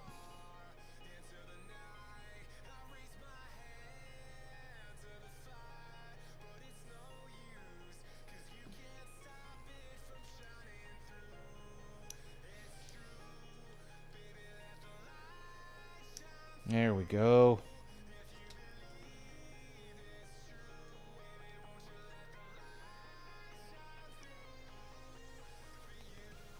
I should probably glue these pieces because they're just kind of free hanging there. Not a fan of that. Not a fan. I don't like it when they're free hanging like that. It's generally not good in my purview. And now I'm on... Ooh, I think I know where we're at, and I look forward to us putting this whole thing together. Let's see, P1 is this one here.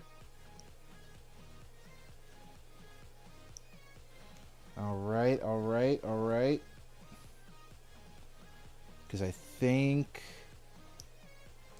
Come on. Okay.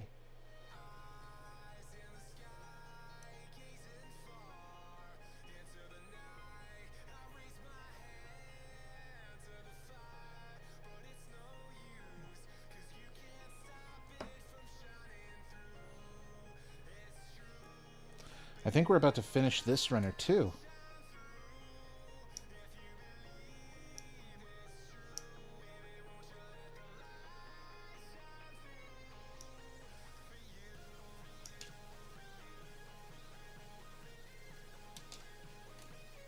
Empty runner, yeet! I love it when I can complete a runner. All right, all right.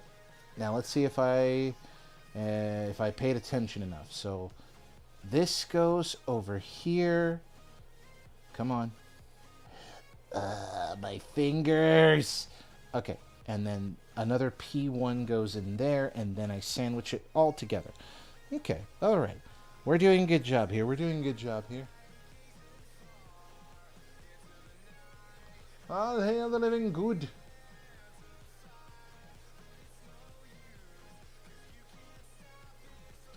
God, I miss those cultists. As disturbing as they were, I'm glad we handled them the way we did.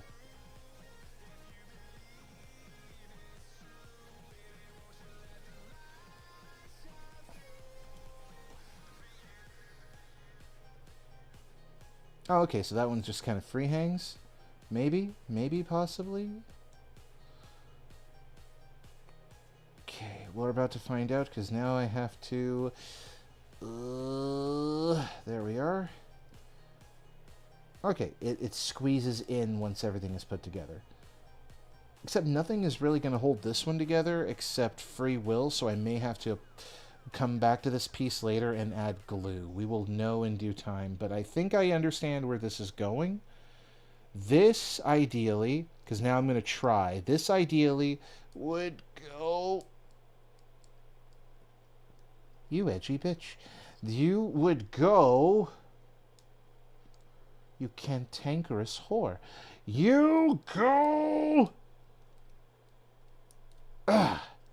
Here. And then this would connect, at least ideally speaking, here. Alright, alright. That stupid fly has returned to my room. Who let you back in the house? The butt then attaches. We now have a 3-segmented body. And then finally, the coupe de grace, my friend. We now have a head. It's a little... Okay, there we go. There we go. Hello, friendo. We have a head on a body with no tail. Actually, that tail looks disturbingly shaped. I wonder, is this going to be a case of what I think it's going to be? It sure is, unfortunately. I shouldn't do this. I shouldn't do this. I shouldn't do this. I shouldn't do this. But I'm going to do it anyway. Because I'm a freak, you see. There we are. Yup, I'm regretting it. I've already begun to feel the regret sink in. I hate myself every day. And now, Worm Kitty. We have a kitty who is unfortunately a worm. He has loafed so hard he's lost all his limbs. Sad day. It's a sad, sad day.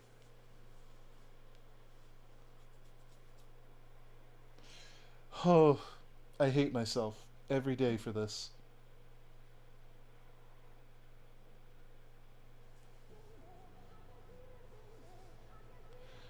Alright, we're going to leave you like that for now because Kitty is forming, but we need to work the rest of the body still. Oh, the tail was actually right there, so I wasn't too far off on what I was supposed to do. I'm just ahead. by a considerable margin.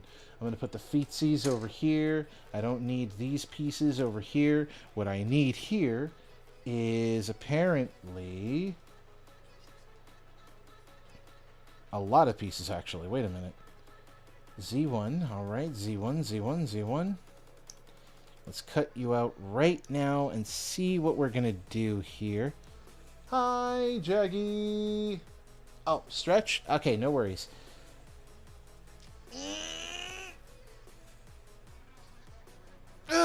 There we are. A nice, comfortable stretch, because you just need to stretch every now and again. Oh, I need a P6. Hold on. Am I going to need a lot of these? Probably. I know at least 2. Okay. So you are going to go inside of here, which means that you're supposed to have something that goes on you later. Maybe. We'll see. Okay, I see where this is going now. I'm going to need those cap pieces that I looked at earlier. Not you. The blade pieces can wait. I need you right here. A Z1 and a Z2. So that's interesting. Why do I need 2 different ones? There has to be an aesthetic reason for it, but I guess we'll find out in due time. Okay, so the Z2 goes on this side, and the Z1 goes on this side, but most importantly, I need the blade. Now, this is where I'm going to give credit where credit is due. These are pre-painted on the plastic. I don't expect that. I wasn't expecting that. I thought this was going to be like at least 2 or 3 different pieces, but no. The way they did this is actually fairly intelligently done, where they had the plastic pre-painted with the detail, so all you had to do was cut it out. And it's a very nice finish too. Like, from the rest of the plastic, this is very nice to touch and feel. Very nice shade of gold. Normally don't like that, but in this instance, I quite adore it. I like it. I like it a lot. So now this piece has to find a way to slide inside. Ow. That actually hurt, despite the fact that it was a dull piece of plastic, but what are you gonna do? Things happen, I guess. And if I'm remembering correctly, this goes here, and this goes here, and ideally that helps to lock it in place and also gives it a nice detailed mechanical like look to it, which I greatly do appreciate. And now I just need to find out in what orientation this is supposed to sit, because this is a little confusing, because my thought is that it would go... Oh dear, I would have to turn that. Ideally, I would like to believe that it goes turn, insert, something like that.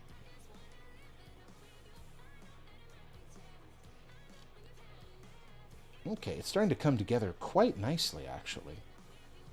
Okay. And a little simple. I like simplicity. This doesn't feel like I'm... Like, despite the effort I'm putting into this, this is actually a lot simpler in how I've approached it than when I was working on the original kit, which the original kit had a book with a lot of pages because I had a lot of parts to go through, and it was painful. It was painful when I worked on it then, and it's a lot less painful as I'm working on it now.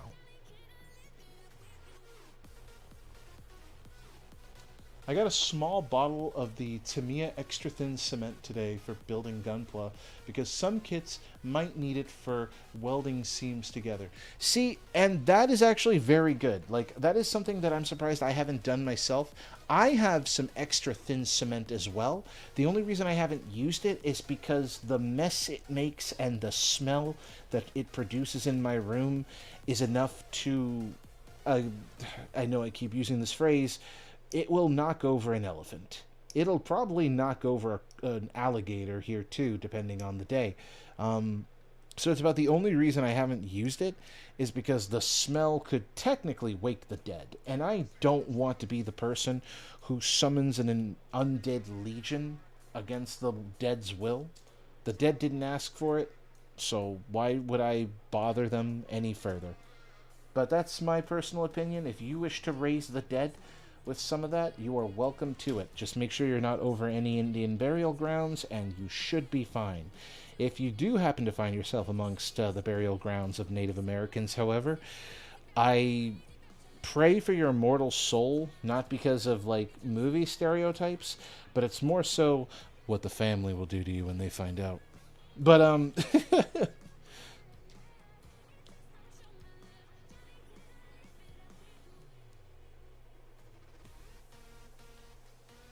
God, the music has been really good here. Wait a minute.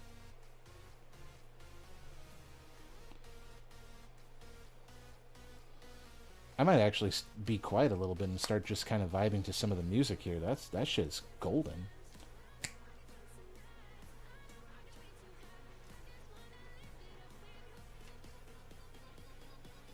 Okay.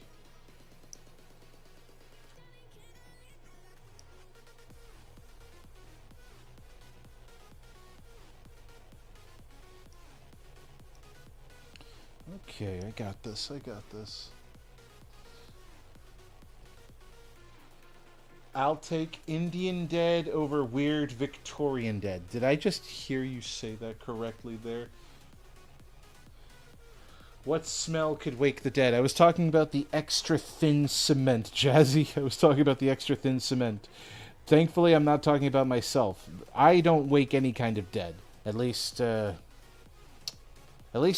sentient dead. I'm fairly certain that my smell will attract the carrion that comes close by and be like, finally, dinner.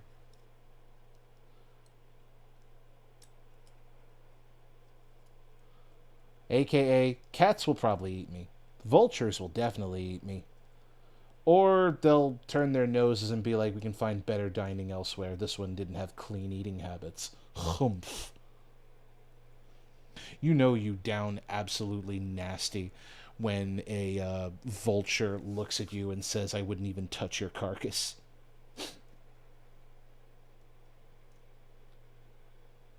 That's fucked up, man. I think this was the last piece on this runner, too. Oh my gosh. Oh my gosh. Wait. It is? It is? Okay. Hold on. Hold on. Hold on. And yeet. I always have to yeet. It's part of the tradition at this point. And is that the only piece I need? No, it is not. This is another piece that's also pre-painted, and I just appreciate it. They didn't have to do this. They probably shouldn't have done this because I'm almost certain that there's some scrutinous motherfucker out there who's like, oh my god, why would they do that? Why would they pre-paint? I didn't ask. I could have done it myself. Oh my god. There's someone out there who's like that. And to them, I say, what are you doing in my house? Get out of here, you freak.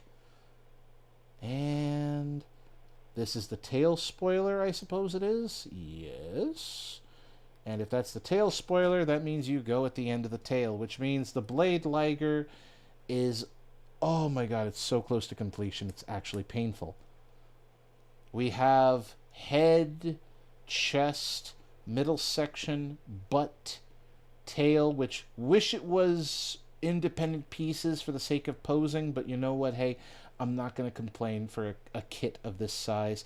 And we even got the blades attached, which also sport guns, which, could you imagine being shot out of the sky by a cat with guns attached to a pair of swords that fold out on its back? Truly, the progressive samurai of the wastelands. Anyway, we're going to put that down for now.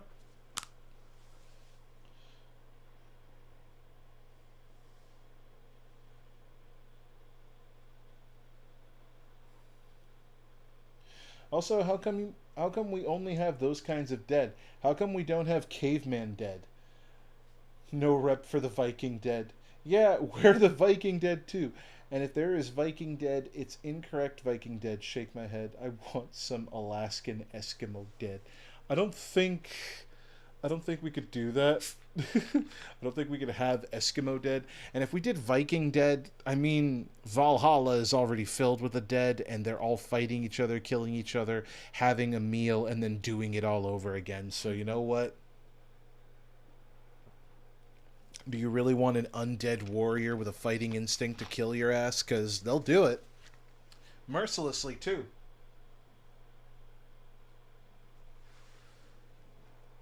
They have no fear. They had already died. Alright, it looks like I am now building feet. I'm putting together the grippers. Oh, God. The indecency. I might be confused. These are for the arms, or the shoulders, and this is for the feetsies.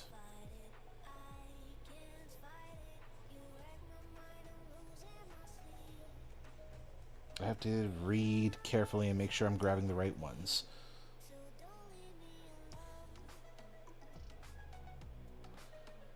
They're oddly sized. I think the implication, if I'm looking at this correctly, is that the front feet are bigger than the back feet, which is a little strange.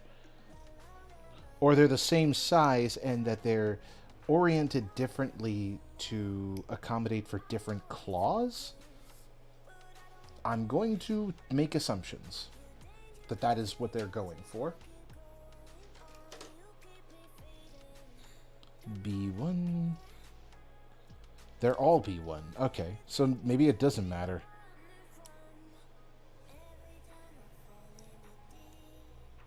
This is confusing. We'll see. We'll see. We'll see.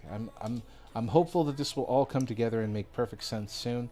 Again, this is at least easier because on the original kit, these were individually articulated, which meant I had to cut each toe out, put them together on a very flimsy piece of plastic, balance them precariously before putting pieces together, and that took me about an hour to do all 4 of the feet, and I hated it. I hated every second of it. Like, there are kits where I love the process of building them, and they fill me with joy when I do it, and then there are just some kits that I have a lot of hatred in my heart for, and I mean a lot of hatred. The finished product fills me with love, but the memory of the process unnerves me slightly. And for me, the Blade Liger and the Geno Breaker, both of them, were definitely the kits that gave me nothing but pain. Unending, unyielding pain.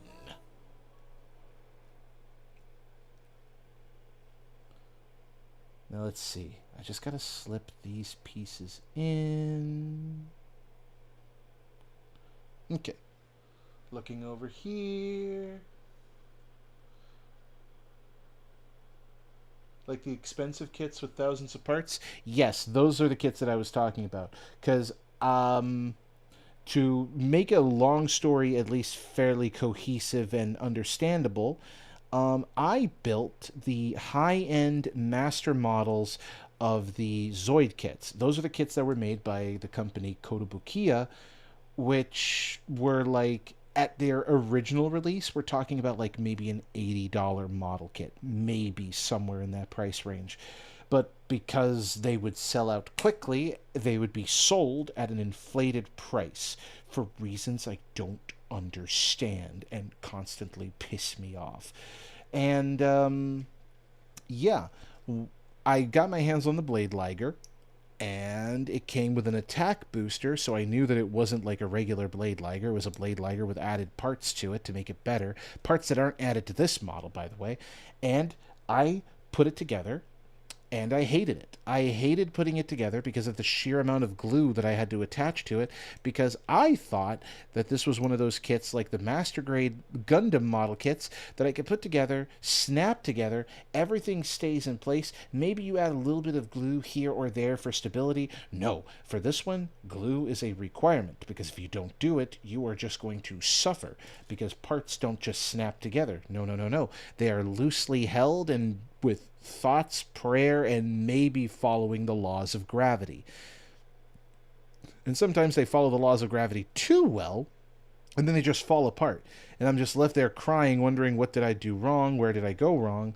And then I find out, oh, that's where I went wrong. And then I have to take everything apart, attach, or not attach, but apply glue, and then hope and pray for at least some semblance of love given to me in some way where I can potentially walk out of here a happy man, because maybe, just maybe, I will be able to say, oh, I can put it together now. And I did. I did not get conquered by my own kit. I put it together. It was almost finished. And then it fell apart again. I had to take it apart again and apply glue to it, because God just has other plans for my happiness, I guess. And yeah, those were some of the worst 2 weeks of my life when I was putting that kit together. And I have nothing but a strange contempt for it. The process, I mean. But the final result, I can't deny, was good. It looked great. It felt only great because I had to put a lot of glue in it. And when I presented it to my cat Buddy, she was ready to engage in a battle with it because she thought it was real. That's my own fault for putting it in front of her. I wanted to see how she would react. She didn't hiss at it. She just batted at it, wondering, like, who let you in the house? It's weird that she was more polite in her hatred towards the model kit than she was polite to Kiwi when he was first introduced, but cats will be cats, I suppose. Those were good times.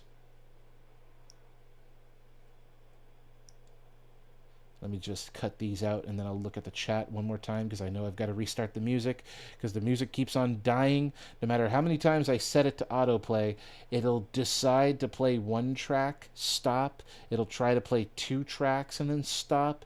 Sometimes I get lucky and it'll play 3 tracks in a row, and I'm like, damn, all right, we're locking in today, boys. And then it just stops. All right, let's put these feetsies together. For whatever reason, these feets have these little gear things, but not these feet, which is weird. But hey, I'm not going to complain. It just means it breaks up the monotony a little bit. It makes it feel fresh. I may have to glue that one. All right, let's see what we got here. Kibbies be kibbies. True. I've been using Gorilla Super Glue Gel to attach parts that are super loose out of box for the past several months. Though I don't have any room for it and it's really expensive, I'd still like to get a copy of the HG Destroy Gundam. Sir, I wish you the best of luck in that regard. Because I definitely wouldn't have room for that. And I try to make as much room as I can to display my model kits, but unfortunately, due to a change in my shelving space, that's just not happening on my side. Okay, we're on step 9 now. So we've got Kibby, and we've got... Oh, we're doing legs. We are entering leg territory. Alright, so remember, guys, just going to put that out there now that we've done this. If anyone ever asks for feet pics, then let me just hold that here real quick. If anyone ever asks for feet pics, they are right here. All 4 of them. All 4 feet. There we go. Sell my feet pics on my only kibble.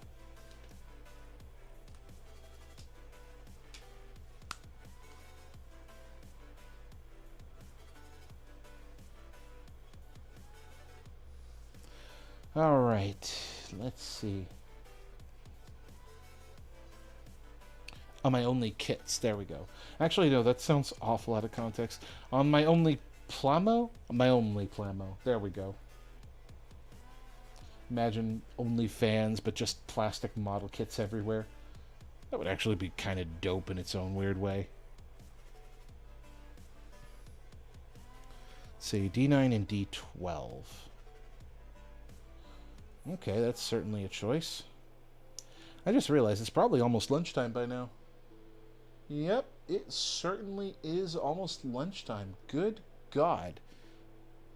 I mean, normally I wouldn't stream like this, but because I don't have work today, I could technically stream as long as I want. If I wanted to, I could make this a really long stream where if I finish this fast enough, I could probably play a little bit of Monster Hunter, maybe play a little bit of Devil May Cry, or maybe we could just hang out and chat for a bit. I don't know yet. I genuinely don't know. I want to do more on streams, but I know that I still have to commission artists to like sit down and work with me so we can make GIFs, notification animations, and stuff like that.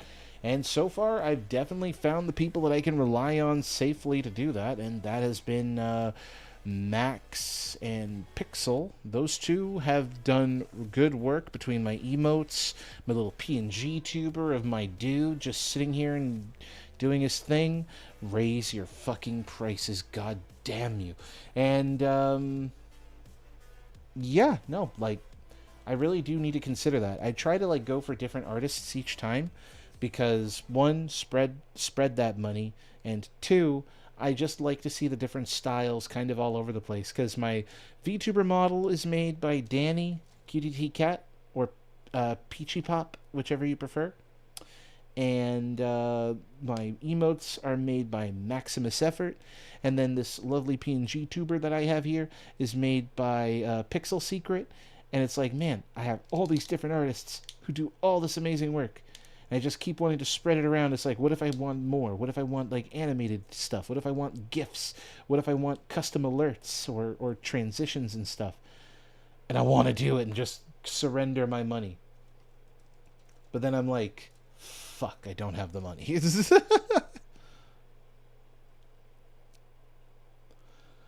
Oh, we're on the letter E now. Okay, so we're jumping back and forth between D and E. D, E, D, E, D, E. 5 and 8. 5 and 8. Hold on, 5 and 8. What is happening here? I'm about to lose it. I'm about to lose it. But I think we're almost finished. And this is actually something that I now need to talk about now that I'm holding these pieces here, because I'm seeing something that has triggered a terrible memory. All right, so I don't know if you're going to be able to see it on the stream, so I'm going to try to hold it up to the camera. Do you see that? Hold on. Maybe if I hold it. All right, so if you see that, if you saw it on the stream while I was holding it, this single piece that I'm so thankful is only a single goddamn piece would have been like 15 different pieces, of which one of them was a spring that you had to put through one of the rods because they wanted to give it that realistic piston look. Never mind that this piece never moved on the original model kit. It never sprung back and forth. The piston never moved. It was there for the aesthetic.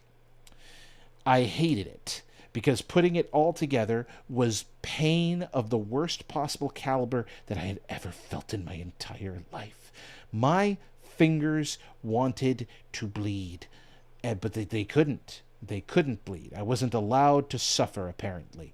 Not the way that God intended. No, no, no, no, no. So that was not fun. And putting that together originally was the worst possible experience that I could have imagined at the time, because of all those pieces. And that's saying a lot because on the original kit, there are so many bad memories in regards to putting it together where I would almost be that one guy where unless you are a fan of Zoids and unless you know 100% of what you're doing when you get the kit in your hands, I would honestly suggest build literally anything else. Build literally anything else and you will be happy. Because if you build the Zoids kits, the high-end ones, it is pain and suffering depending on the kit. I should probably preface that. Depending on the kit. If you were interested in like the Geno Breaker, for example, because, oh man, it's a cool red dinosaur with giant crab claws. That looks cool. Don't. It is cool looking, but it is painful to build, and I hated it so much. But other model kits, surprisingly, were not difficult to build and didn't suck when putting them together.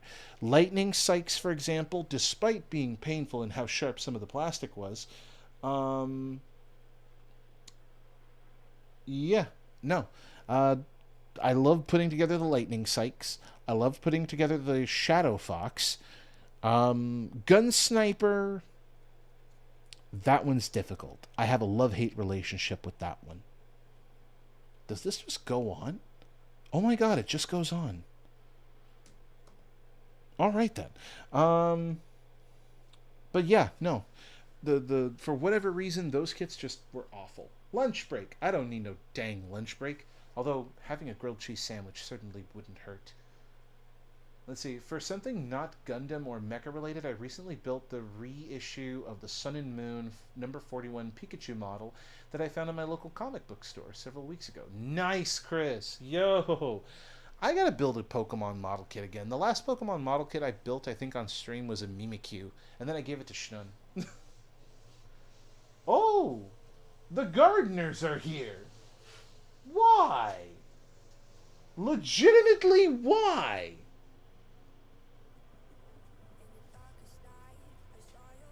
Follows the talented artists. Yes, yes. So yeah, like as a mental note to self, I do legitimately want to add more to the stream. And one of those things that I want to add to the stream is definitely going to be things that I will commission artists for, which will range at least from something simple to something complicated. It really will depend on the day when I decide to knock at somebody's door and be like, hey, you want to make some money? And on that day, I will tell you, lock your doors. Please don't let me in, because I will bully you with money. I will actually just approach you straight up and be like, hey, you! I want you to do this. I will pay you with money. But sir, like, you don't have to pay me. I'm going to pay you with money. But sir, you don't have to. I'm going to pay you with that.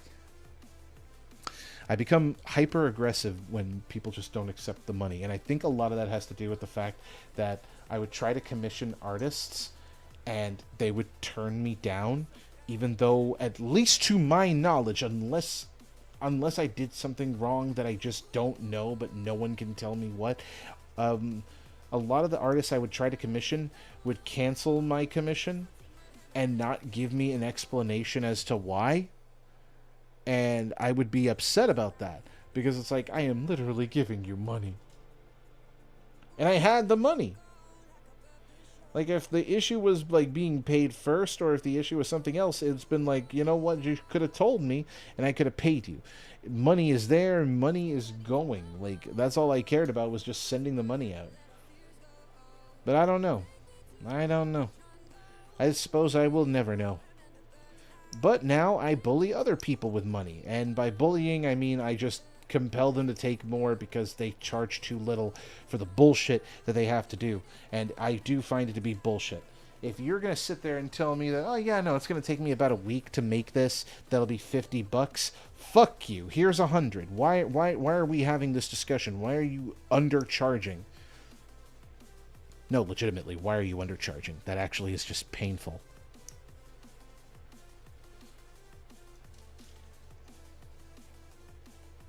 If it's a confidence issue, fuck that.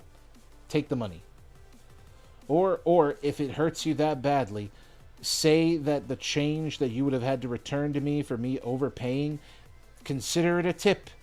Consider it a freaking tip for putting in that hard work and giving me the thing that I wanted, that I gave you money for.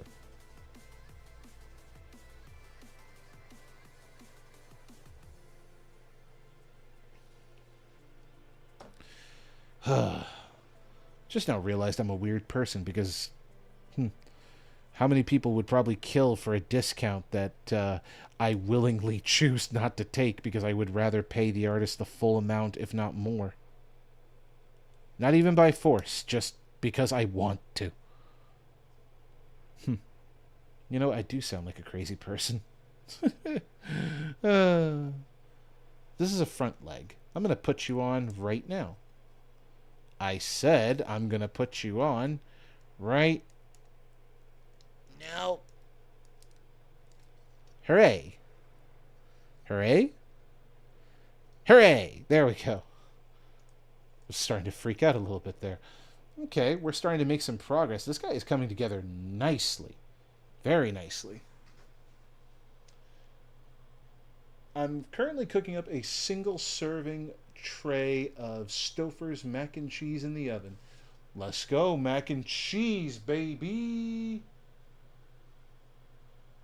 You become the grandpa elephant from Sync. I really do. I really do.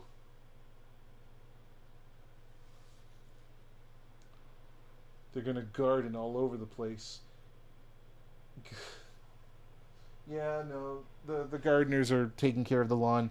Where I live at, like, originally I was prepared to buy my own lawnmower and do my own thing and be like, okay, fine, we're gonna take care of our lawn, life is gonna be grand, that kind of thing. And then I find out that apparently the property that we currently live at, we don't have to do that. Apparently, they handle all the gardening and landscaping and other stuff all themselves. So I don't have to touch a single thing. Which, at first, I was like, well, that seems a little bit weird. Isn't that going to be, like, expensive? And then they tell us, no, it's free. I'm like, what do you mean it's free? I mean, it's free. You mean to tell me that it's just included in the rent? Yes, it's included in the rent. You don't have to pay for landscaping. They show up and mow your lawn, water your grass, do some weed eating, and call it good. That's all included in the rent. Yes, sir. Will you keep asking that stupid question? Okay, yeah, no, we're good. Yep. Okay, great. And then I'm just kind of left standing beside myself like, holy shit, what kind of bougie ass shit is this?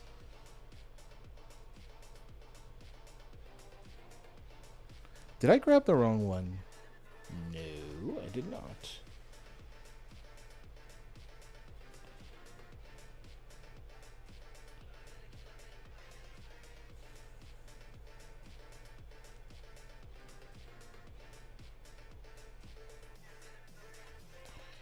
I think.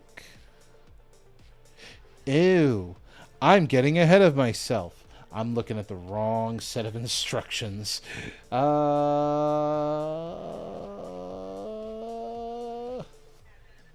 Fuck you. I do what I want. I'm going to ignore those steps and go a step ahead and do these other steps, and then I'm going to come back to that step, and everything will be okay. Because I'm a freak that way, you see. I didn't pay attention. I'm not very smart. I'm not very clever. My brain is not good. It's just not good. It's just not good. Alright. Follow these instructions. Put these back feet away, because apparently those are back feet. Okay. Letter D. So I need to go to letter D. This is nuts. Cut these out. So all these other pieces are for the back legs. That makes so much more sense than what I was going through in my head just now. Holy crap. Actually, as a fun fact, did you know that Zoids was originally a model kit designed as a wind-up toy? I'll get back to that in just a minute. Let's see.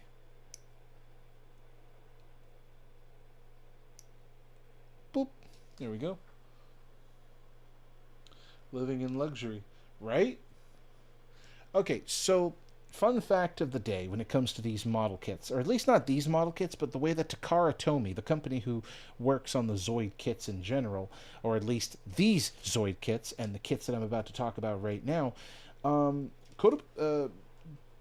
Tomy makes Zoids as... Yeah, no, they make Zoids as wind-up toys.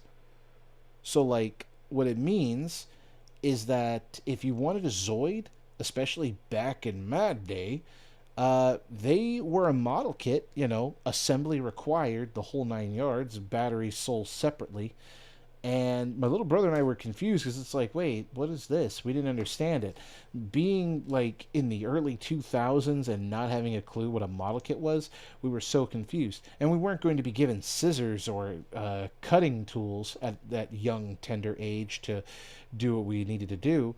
No, they instead just told us to twist it out. And we did. I would twist them out carefully, a little bit at a time, until I finally got the pieces out, put them all together, and I thought I did a fairly good job for a kid who wasn't allowed to use any kind of cutting ware or anything like that, at least to me. Um, and yeah, it turned out that back then they were just very popular as a wind-up toy. Don't know why Takara Tomy did it that way, but that's how they've always been. From the early days of Zoids from back in the old days, it was just that they were wind up model kits. They had a motor that you built around, and either it was charged with a battery or you had to turn a key, something like that, and they would just walk on their own, moving forward. And it was such an odd thing to consider that you were just building your own wind up toy, but that's just what it was back then. And I kind of have a positive relationship with that because I guess that was technically the first ever model kit that little Sparky ever put together. And I was happy about it. My first ever model kit was the Command Wolf, which was a cool looking blue wolf from the anime series of Universal, or not Universal, my bad, of the Zoids New Century Zero. That's what it was. And yeah, no, I thought that shit was the coolest thing ever. Now that I'm an adult, I kind of have a weird love hate relationship with it because it's like, well, why are they wind up toys? That would always be my question. It's like, why a wind up toy of all things? I never understood. And I don't think I will ever fully comprehend why a wind up toy. That is something that I would have to dig into the trenches of history to find out in regards to Takara Tomy and their business decisions. Um, but yeah, no, I have like a love relationship with it because my first ever model kit was just a wind up toy that you either had batteries or you um, uh, turned a key. And to me, that was cool. To me, that was absolute hype. And I still remember the stupid little commercial jingle whenever they like talked about Zoids. Build them, customize, mobilize. They come to life before your eyes. That shit was the tops for me as a wee little boy. That was like the coolest thing ever when I was growing up. And I looked forward to like saving up money in my little bionicle jars and going to Toys R Us and being like, I'm gonna go check out the Zoid kits, and I would check to make sure that I had enough money before I go there, so that way I was guaranteed that when I went inside, my little brother and I could come home with a brand new Zoid, and we would put it together and watch it just walk across the floor. Like, nothing could beat that when I was growing up. Nothing could. That was like the shit back then. It actually took me at least a month to watch all the way through of Yu-Gi-Oh! Duel Monsters. Dear God. My first model kit was the Western reissue of the original no-grade Wing Gundam. Really? I didn't even know we had... I guess that would make sense. We probably did have US releases of the Gundam model kits. I guess I just wouldn't have known because when I was younger, I didn't even look in the direction of the Gundam model kits. Gosh. Gosh.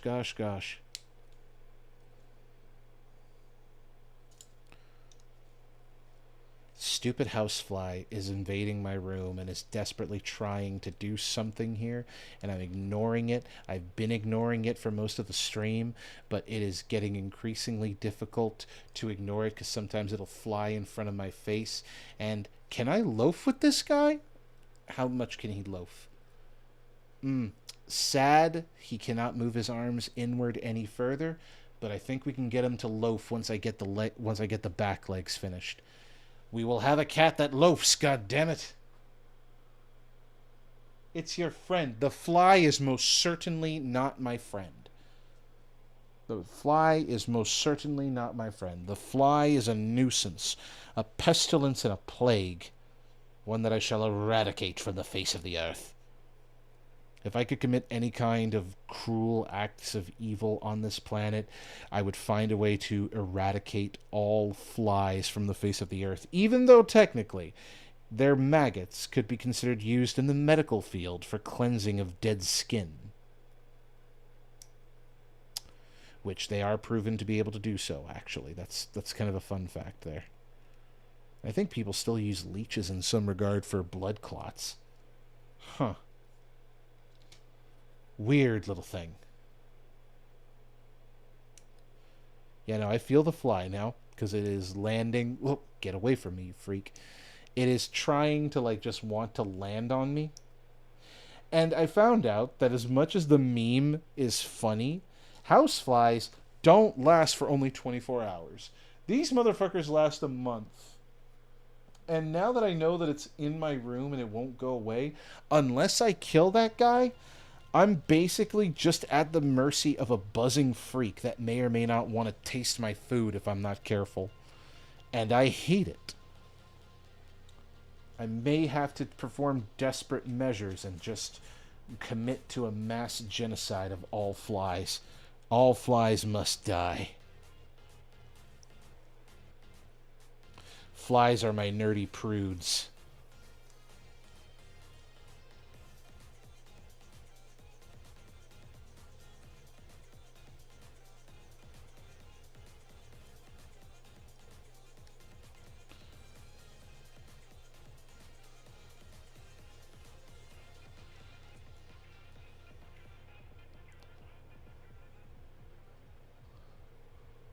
No.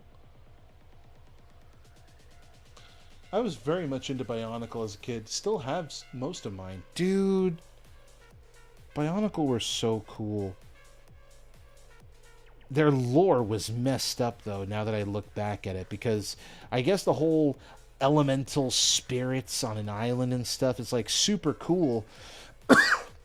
Until you realized what the major plot actually was. It's like, so what if we took Osmosis Jones and we turned that into a very serious tropical legend and prophecy story? You have my attention and you sound stupid, but I want you to go on. So, like, thinking back to Bionicle, the idea is whenever you're taking a pill to combat, like, a sickness or something like that, what if inside the pill is a little warrior meant to fight off the sickness? And that's basically the concept of Bionicle in a nutshell. Bionicle, biological chronicle, or biochronicle, whichever you prefer. Because the Bionicle wasn't the whole, like, oh, that's the name of the robots, that's the name of the bots and stuff like that. It is a chronicle of these elemental warriors who are here to fulfill a prophecy of saving an island, who then travel to different places in an attempt to save their world because the threat just keeps getting bigger, not knowing that the threat has been manipulating them this whole time to take them to where they need to get to.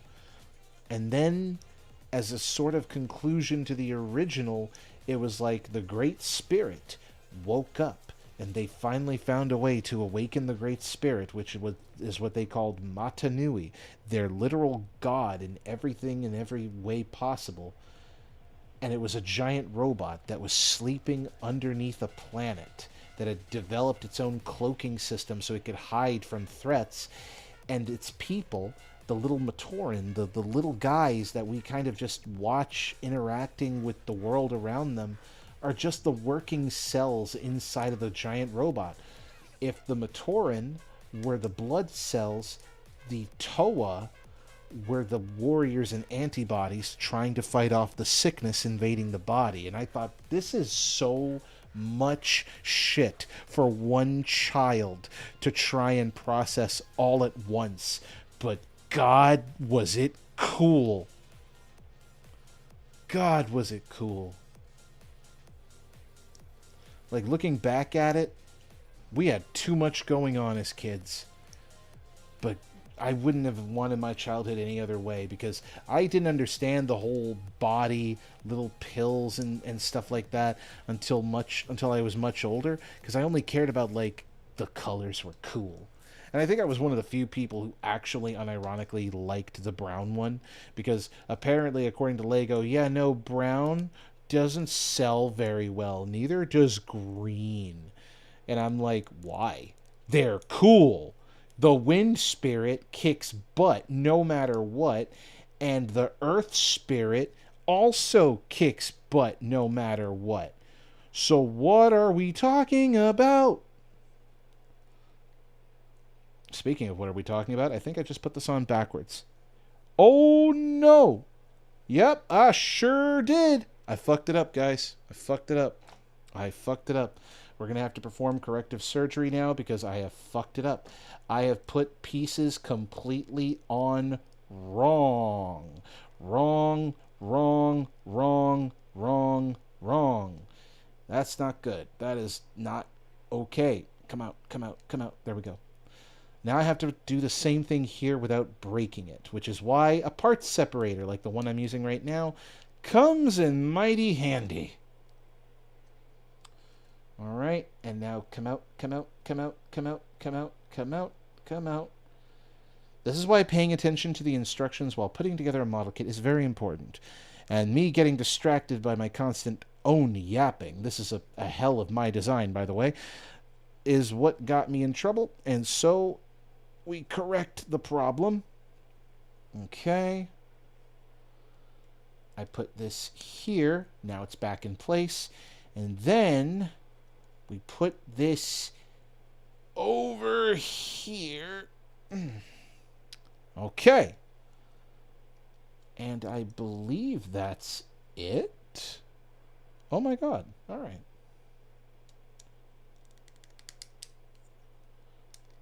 Oh, Why? Why? Why aren't you lining up, boy? Why aren't you lining up? Why? The hole is right there. The hole is literally right there. You just connect. Boy. Boy, I said boy. There we go. Okay. I think.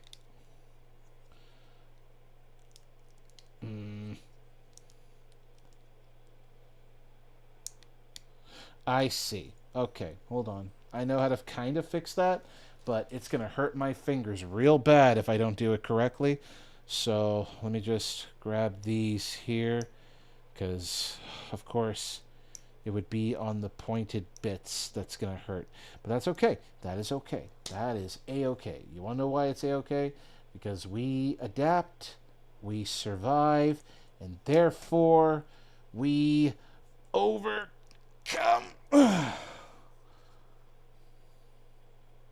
Okay. Problem solved on that front.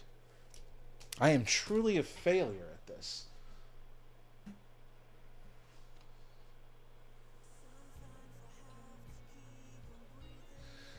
I also loved Hot Wheels as a kid, like Hot Wheels Turbo Racing for the PS1, the Hot Wheels World Race Accelerator movies, and all the die-cast cars featured in them.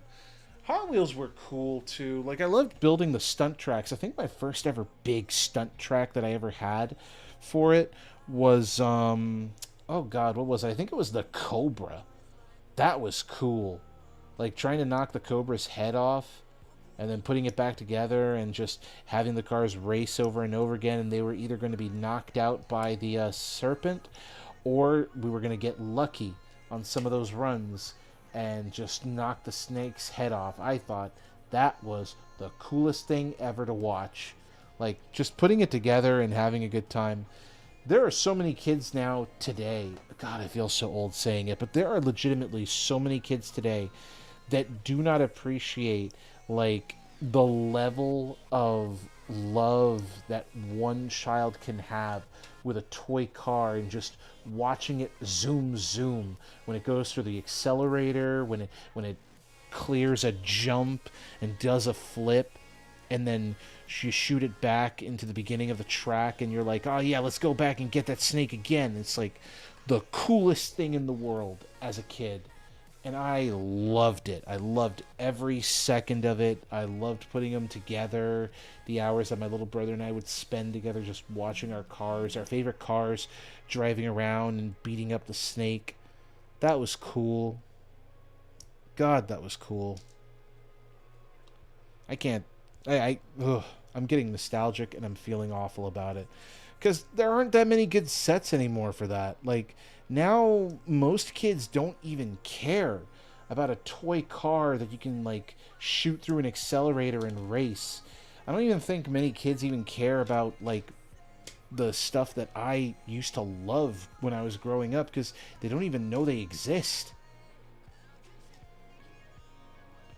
Spinning a top, a freaking yo-yo. I have worked at a resort now for so many years. I have never seen a child walk anywhere with a yo-yo. I don't even think a kid knows what a yo-yo is.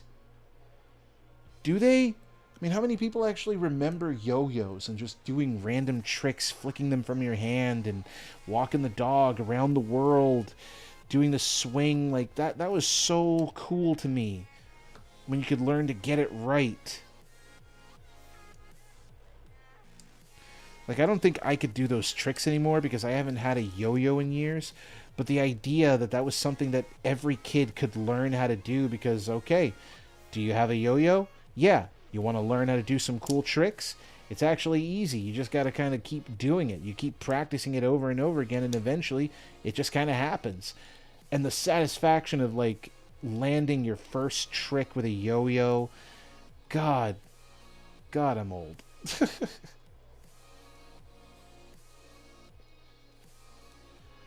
Alright, let's see how much that folds. It folds considerably.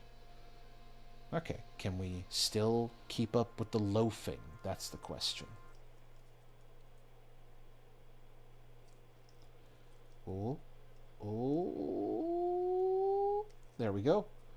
Okay, we could probably keep up with some loafing. Right now he's three-legged. We're almost done with this guy. Holy crap. Loved yo-yos. See, yo-yos are cool. I don't know why nobody has a yo-yo anymore.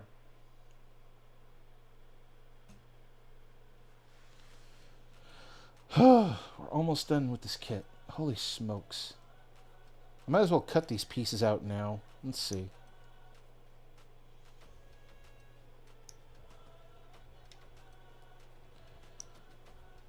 Oh my gosh. Almost 3 hours of streaming. Oh, I forgot about the little pilot figures. Hold on, I gotta cut you out. You don't have a standing pilot, which is a little strange, but you know what? That's fine. A sitting pilot is perfectly fine.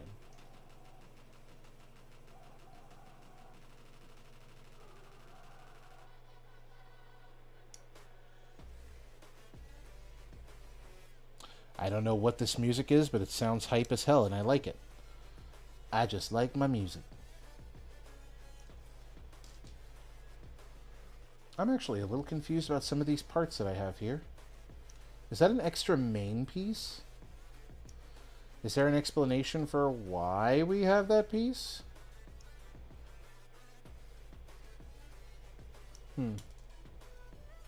Well, I'll cut it out anyway. Just to have it out. I don't think I need it. I don't think it's necessary, but you know what? Hey, whatever, man. And I know what this piece is for, but... Oh, never mind. I know exactly what that piece is for.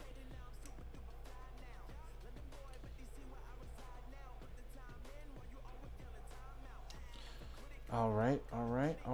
We're feeling it. Okay. Another runner heat. Because I know exactly where this piece goes, and I'm sad that I didn't put this on sooner. Once again, the fly has returned to annoy me.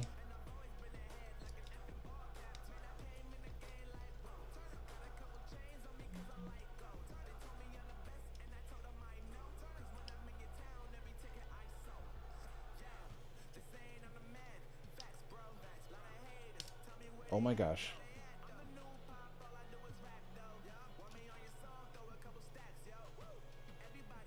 Okay.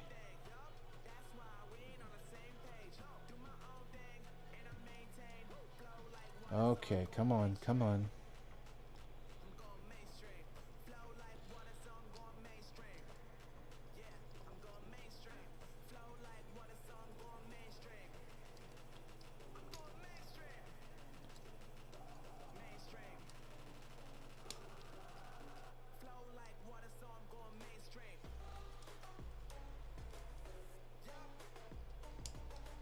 I think I'm doing that right. I am. Okay.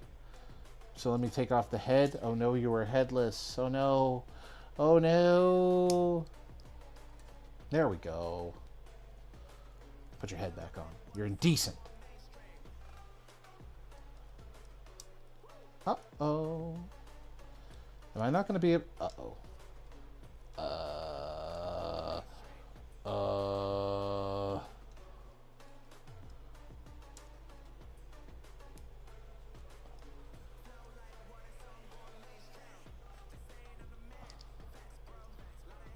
Come on, come on. Can I reattach the head now? Okay, there we go. There we go. The head is reattached. Crisis averted. We're good. We're good. We're still good. We're still good.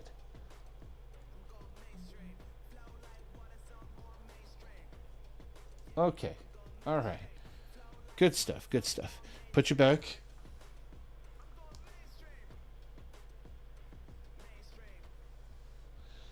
I missed my light up yo-yo, man. What did boss just put as an emote there? Hold on.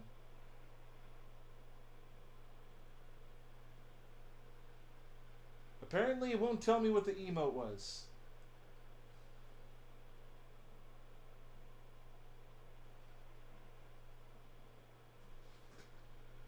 Curses. I still buy the occasional Hot Wheels car as an adult, but I don't race them anymore because I like how they look on display with the paint and chrome as close to pristine as possible. Ah, collecting. Okay, nothing wrong with collecting. I mean, I collect too, but I can't help but play with the things that I collect because, like, it's just fun.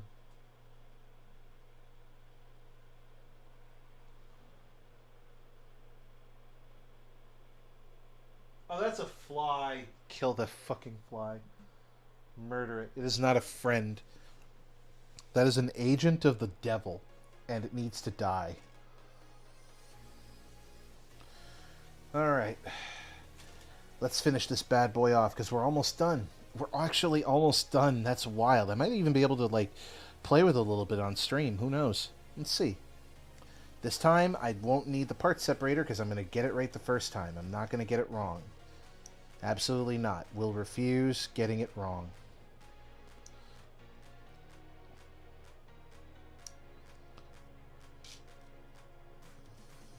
There we go. We're making progress. This is going to be good. This is going to be so good. I'm going to be so happy. Please, please, please. I want this to go smoothly.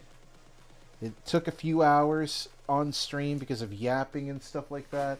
But I want this to be completed. Because this just looks so nice.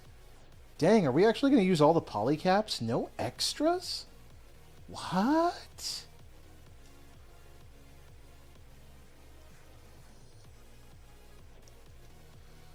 What?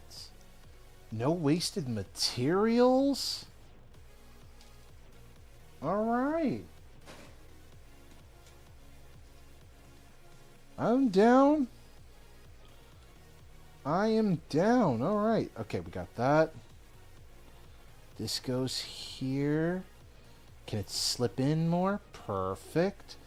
And then we slide that piece on together. Complete the sandwich. Good stuff. Good stuff. Okay. Next is legs. D2 and D1.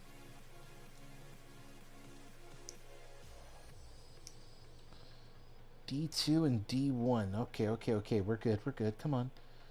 This is going to be nice. This is going to come out nice.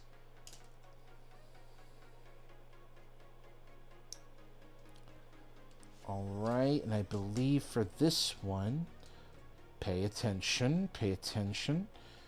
Okay, this one goes... Whoa. See, that's why I needed to pay attention. Okay, this piece goes in like so, and then this piece will go in next, but first, gotta make sure that this piece is inserted like so, so that way when it all comes together, it just clips on. So far, so good.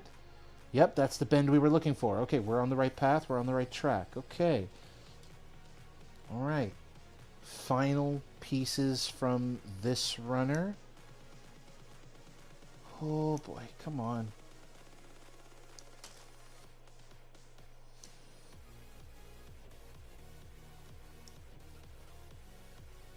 Once again, I haven't had any pieces that were brittle. This is like that smooth, like buttery plastic. So this is coming out nicely. Okay. Can we finish the kitty? Are we going to be able to finish the kitty? No problems. The kit's not breaking anywhere. I just have to connect this piece. And you just need to behave.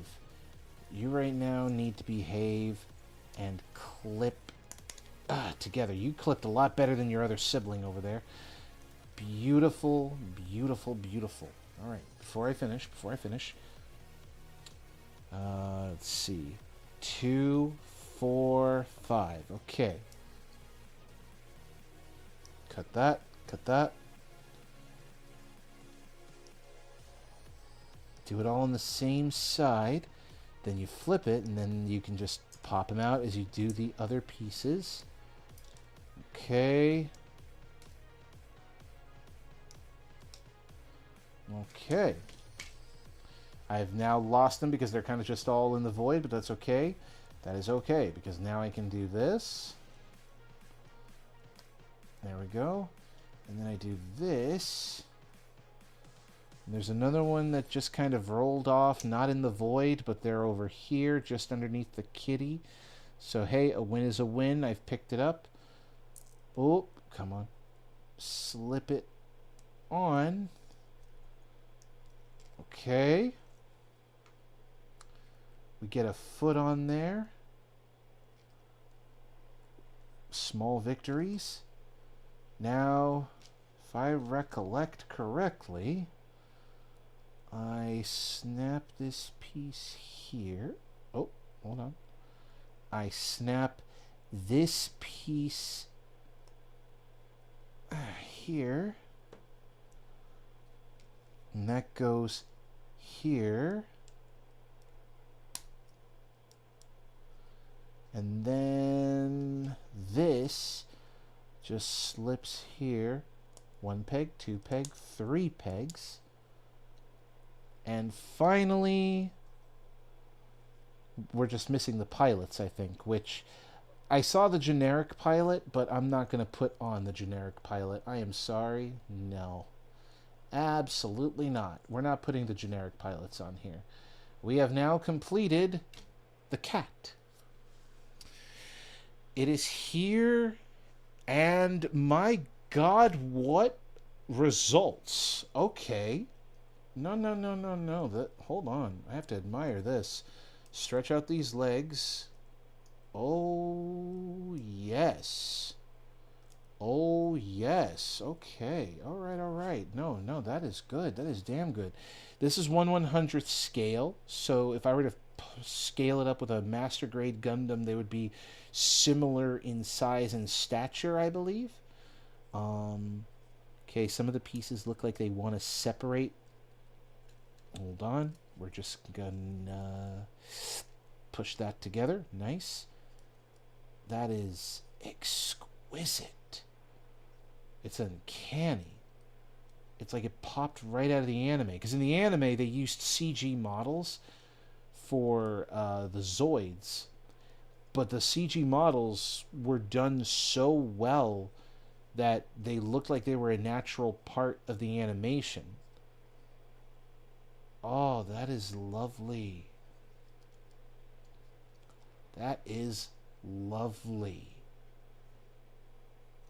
And there's a little hole right in the chest piece, which means I could get it, if I do this correctly, into a very nice, potentially speaking, can it hold? Can it hold? Fly, go away. I swear to God. I swear to God. I swear to God. I'm in a happy mood. I am in a happy mood. Go away. I was in a happy mood. I am no longer in a happy mood. There we go. I could potentially get him into a nice dynamic jumping pose. All right. No, that is okay. Okay. Good articulation, and because of the engineering, the neck ideally should not be able to go this high, but it's good for like if you're trying to get specific poses in mind, especially if you want to take advantage. And there's another lever here in the neck joint, so you could probably use both in conjunction to get a nice roaring pose for the neck and body. That is just nice. That is just nice. How much articulation? The legs can be straight. Paws are good, and because of the twisting motion, they can get in whatever pose you like. And the way that the arms are jointed at the body in the front and in the back, we can spread them wide for nice, awkward, and funny poses. Very dynamic. They probably didn't need to add that, but I'm glad they did. Let's raise these blades slightly so they aren't bent. And because of the segmented 3 structure of the body, I think it's safe to say that I can eke out some good natural kitty poses. I can move that up. I can move that down. Yup. And I can twist it if I need to. Twist all segments. So I'm not going to get like perfect living cat poses, but I will get pretty darn close to it. And now for the important reason about why this was called a blade liger, it's important that I kind of go through some of the mechanics here and what is represented on the model kit as opposed to what is represented to the actual model of the actual what do you call it, the Zoid from the show. So what's interesting, and that's why I'm messing around with the mane here, this, when this comes out like that, first of all, does look ridiculous, but this does serve a purpose. You see, this is meant to generate a shield. I know, weird. The shield Liger, which is what this is an upgrade of, could generate a shield from its mane by unleashing these sensors, and it would be a front-facing shield, which is really good if you wanted to do a battering ram or provide defenses so that the enemy could waste their fire and then, bam, come in for a counterattack. Because the shield Liger was more of the melee combatant, whereas the blade Liger is definitely a melee combatant, but with a couple of extra upgrades, like these chest-mounted lasers, very good for those sneak attacks when you're pouncing, landing, and firing at a distance, or just trying to keep other combatants at bay so they don't try to get too close, because you don't want a systems overload. I don't recall what these are for. I think these were also to add to the shield sensors. I may have to look into what each individual piece here is for. But the main event of why this is called the Blade Liger is obviously these blades right here at the top. These blades were the bread and butter of the Blade Liger. Not only because of how they worked, but just, oh, they were devastating. First of all, before we get into the blade side of things, again, I appreciate that they had the articulation in mind for when it pushes the blades forward. It looks awkward because, oh my god, what is it supposed to hit when it's doing that? Well, ideally speaking, this is supposed to be for volley fire. It's either for precision fire into the sky for airborne enemies, or this is meant to act as a volley for instances where they can't get too close and they have to fire from extreme ranges, or positioned so they could fire for more precision fire. But the main event for what makes it important is what it does to the enemies. When it's running at high speed, straight forward, you do not want this guy to ever run past you because you are going to get hit. It doesn't matter who you are, if it's running at full speed, these blades extended to the sides, we're going to cut you. And if it wanted to be super focused for a charge attack while it had the shield generator activated, these blades in the pointed forward position were just as devastating as a piercing attack at its highest speed possible, using the shield to protect itself while still using the blades to pierce forward into the enemy. Impractical as shit? Probably. Did it look cool in the anime? You bet your fucking ass. It was just cool. It was just cool. And putting it together and having it held in my hands is so good. Oh, hold on. Little backpack booster. I almost forgot about that. The thing I was complaining about much earlier. It's a little tight to come out, but when it does, this is intended to give it that extra boost of speed for more devastating attacks. So yeah, this is the definition of just a melee combatant turned into a deadly blue kitty. God, Blade Liger, why are you so cool? I can't wait to build your Genosaur arch nemesis. I think that's just going to be awesome. But I notice we still need pilots. This guy is empty. Maybe we don't need pilots. Maybe we could just say this is a wild Zoid. But it needs a pair of pilots. And it comes with a generic pilot, which I'm not going to bother holding up to the camera because this guy is just so small. But what makes this cool is that this kit also came, for the sake of celebrating that anniversary, with Bon and I can't remember the girl now, and that's going to bother me. Like, I could paint these, but I am not that good with a brush. So I'll be more than happy to just stick them in their seat. What made the Blade Liger cool was that it was one of the few units... Uh-oh. She's stuck. It was one of the few units within the Zoids universe that had a cockpit with the sole purpose of, having two people in the cockpit. It was basically a two-seater. Think of a fighter jet where one guy is very clearly meant to pilot, maneuver, and then the other guy was meant to handle the weapons, taking aim and firing and stuff. That's essentially how some Zoids with two-seaters were meant to be. So where does this come in? Well, that's the thing. In the anime, they didn't really have the whole utilizing of two seats. The co-pilot was just basically there to backseat most of the time. So you know what? Little things.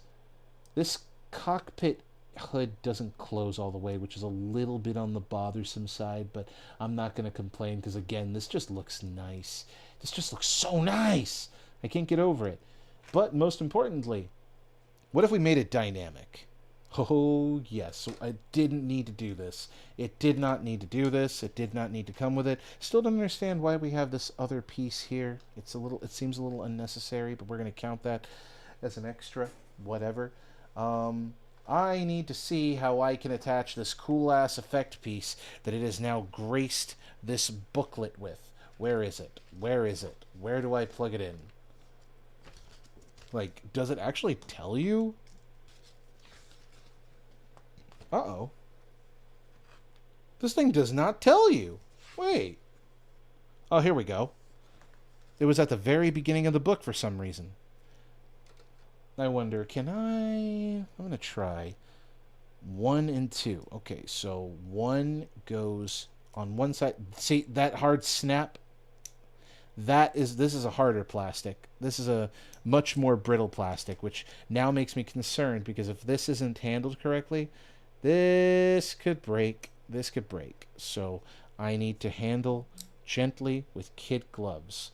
So let's make this a little bit more dynamic. Sure, the blades are devastating. Sure, everything else about this guy is devastating and terrifying. But what if we added cool anime effect of I run very fast and now my blades are powered up with the energy I need to defeat you. And I love it. Am I able to get that any deeper, or is that as deep as it goes? Hold on. I think... Okay, so I'm supposed to do it from the front. I almost don't want to push it in any deeper, because it looks like it goes in all the way, but I'm terrified of pushing it too far.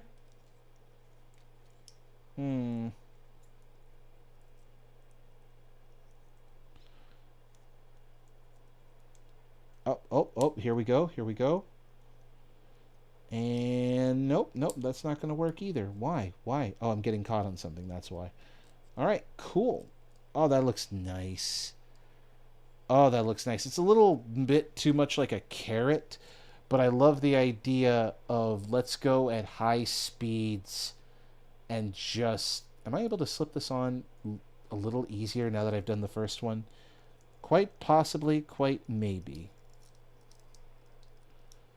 Ooh, that is a little challenging. Why is that challenging? Why?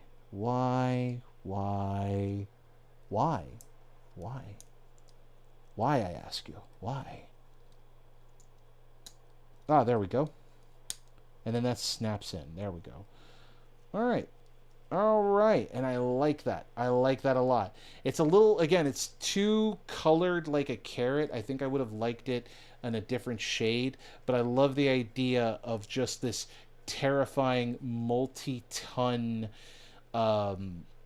lion mechanical beast with charged blades of pure energy coming at you at high speeds, and it's gonna cut it will just cut your shit in half, dude. Wonder, dear God, I can actually... It adds a bit of length to it with all that energy there. That is so stupid, and I love it. I love it. I love it. Oh, I can't get over it. That's just nice. Oh, that is so nice. Kitty is done, and Kitty is strong. Let's take that off. I have to remember which side is which, so I'm probably just going to have to lay them like that and just keep it to memory. Gosh. Oh, I can't get over it. This is like a living piece of my childhood brought to life. And it's so hard for me to get over that because this is what those other Zoid model kits should have been. Just a simple kit. It didn't need a million parts. It didn't need to be super complicated. This was actually less complicated than I made it look. This was like building just a slightly bigger version of the RG model kits that I've made. Except this doesn't have like a bunch of little parts. It just has enough detail that if I guess you wanted to come back and paint certain parts so that details stick out, you could. But the blades are pre-painted. The tail here is pre-painted. So you couldn't do much there unless you just want to paint on top of paint, which is also fine. But this whole kit... Wow. Oh, I need a minute. We built for 3 hours! Holy shit, we built for 3 hours. My God. How? Why isn't it possible? It's just not. Why not, you stupid bastard? I gotta bring back sound alerts again. I miss those. I gotta bring those back. Oh, gosh. We've done it. Kitty is done. I recently completed my collection of the 25 volumes of Soul Eater manga series in paperback form. Oh, nice! I've also been a fan of the Transformers since partway through the Unicron trilogy, and still collect the figures. I have a lot on display, but I enjoy figuring out how they transform when I get a new one. I get that. I mean, I have this here. I'm going to say it right now. This is not an official Optimus Prime. He is officially not Optimus Prime. He is a deformation naval commander. I don't know why he has a blaster attached to him. And That's why he looks a little bit better than the figure that he is based on, which would have been the Rise of the Beasts Optimus Prime. But hey, I like his truck form. His truck form is very nice, especially with the third party bootleg attachment. So yeah. Yeah, yeah, yeah. Holy smokes. If I wanted to dedicate myself to another 3 hours, I could probably build another model kit. And that is wild to me. But it's almost 2 o'clock. Here in about a few hours, I need to go into the kitchen and make some food for my roommates who want to. Hold on, this feels weird that I'm talking and moving around like this. Liger, you're going to be off camera for a little bit because where we're going, we don't need that camera. Also, hello there, Fish and Fish 8. It is good to see you. Hello, hello. I'm going to just move over here. There we go. All right, I'm back in business. Does my iPhone still have battery? Thank God. I accidentally left it running this whole time. So yeah, I did not mean to do that. All right, but yeah, no, we did good. We did good. We put together a model kit in a short amount of time. I might take a few pictures with it. I don't know what I'm gonna do. I'll have to think about it. But yeah, no, I'm definitely gonna have to figure out what I'm gonna do with that little guy. I could see some good pictures, maybe potentially, of him harassing the little engineer, or maybe harassing Varu because cats and rabbits. Yeah, no, if you've ever seen a feral cat out in the wild hunting a rabbit, it is simultaneously the most terrifying and slightly adorable thing I've ever seen in my life. It's weird. But yeah, no, things to consider. Things to consider. I like it. I like it a lot. I liked what we did. I liked what we built. I'm making pasta and meatballs. Yo. Les noms. Yeah, no, for real. I'm actually going to be making pizza puffs again. The crazy puffs, the ones that TC over on the OVA server really likes. So I might be working on that. I might sit down and just get to work on making some delicious crazy puffs. And I have made them before. The only mistake I made was that they were a little bready because I did not realize how little dough I actually needed to use. Hydrating. Um, I didn't realize how little dough I actually needed to use, but now I am aware, and now I'm going to make them right. Crazy puffs, the puffs that make you go crazy? Yes, those puffs. I look forward to making them. So I need to disappear. This was actually a really good model kit stream. I was ready to stream a little bit longer and maybe I don't know, maybe like play a game or something like that, because Lord knows I need to finish Devil May Cry. Lord knows I need to go back and do some more Monster Hunter.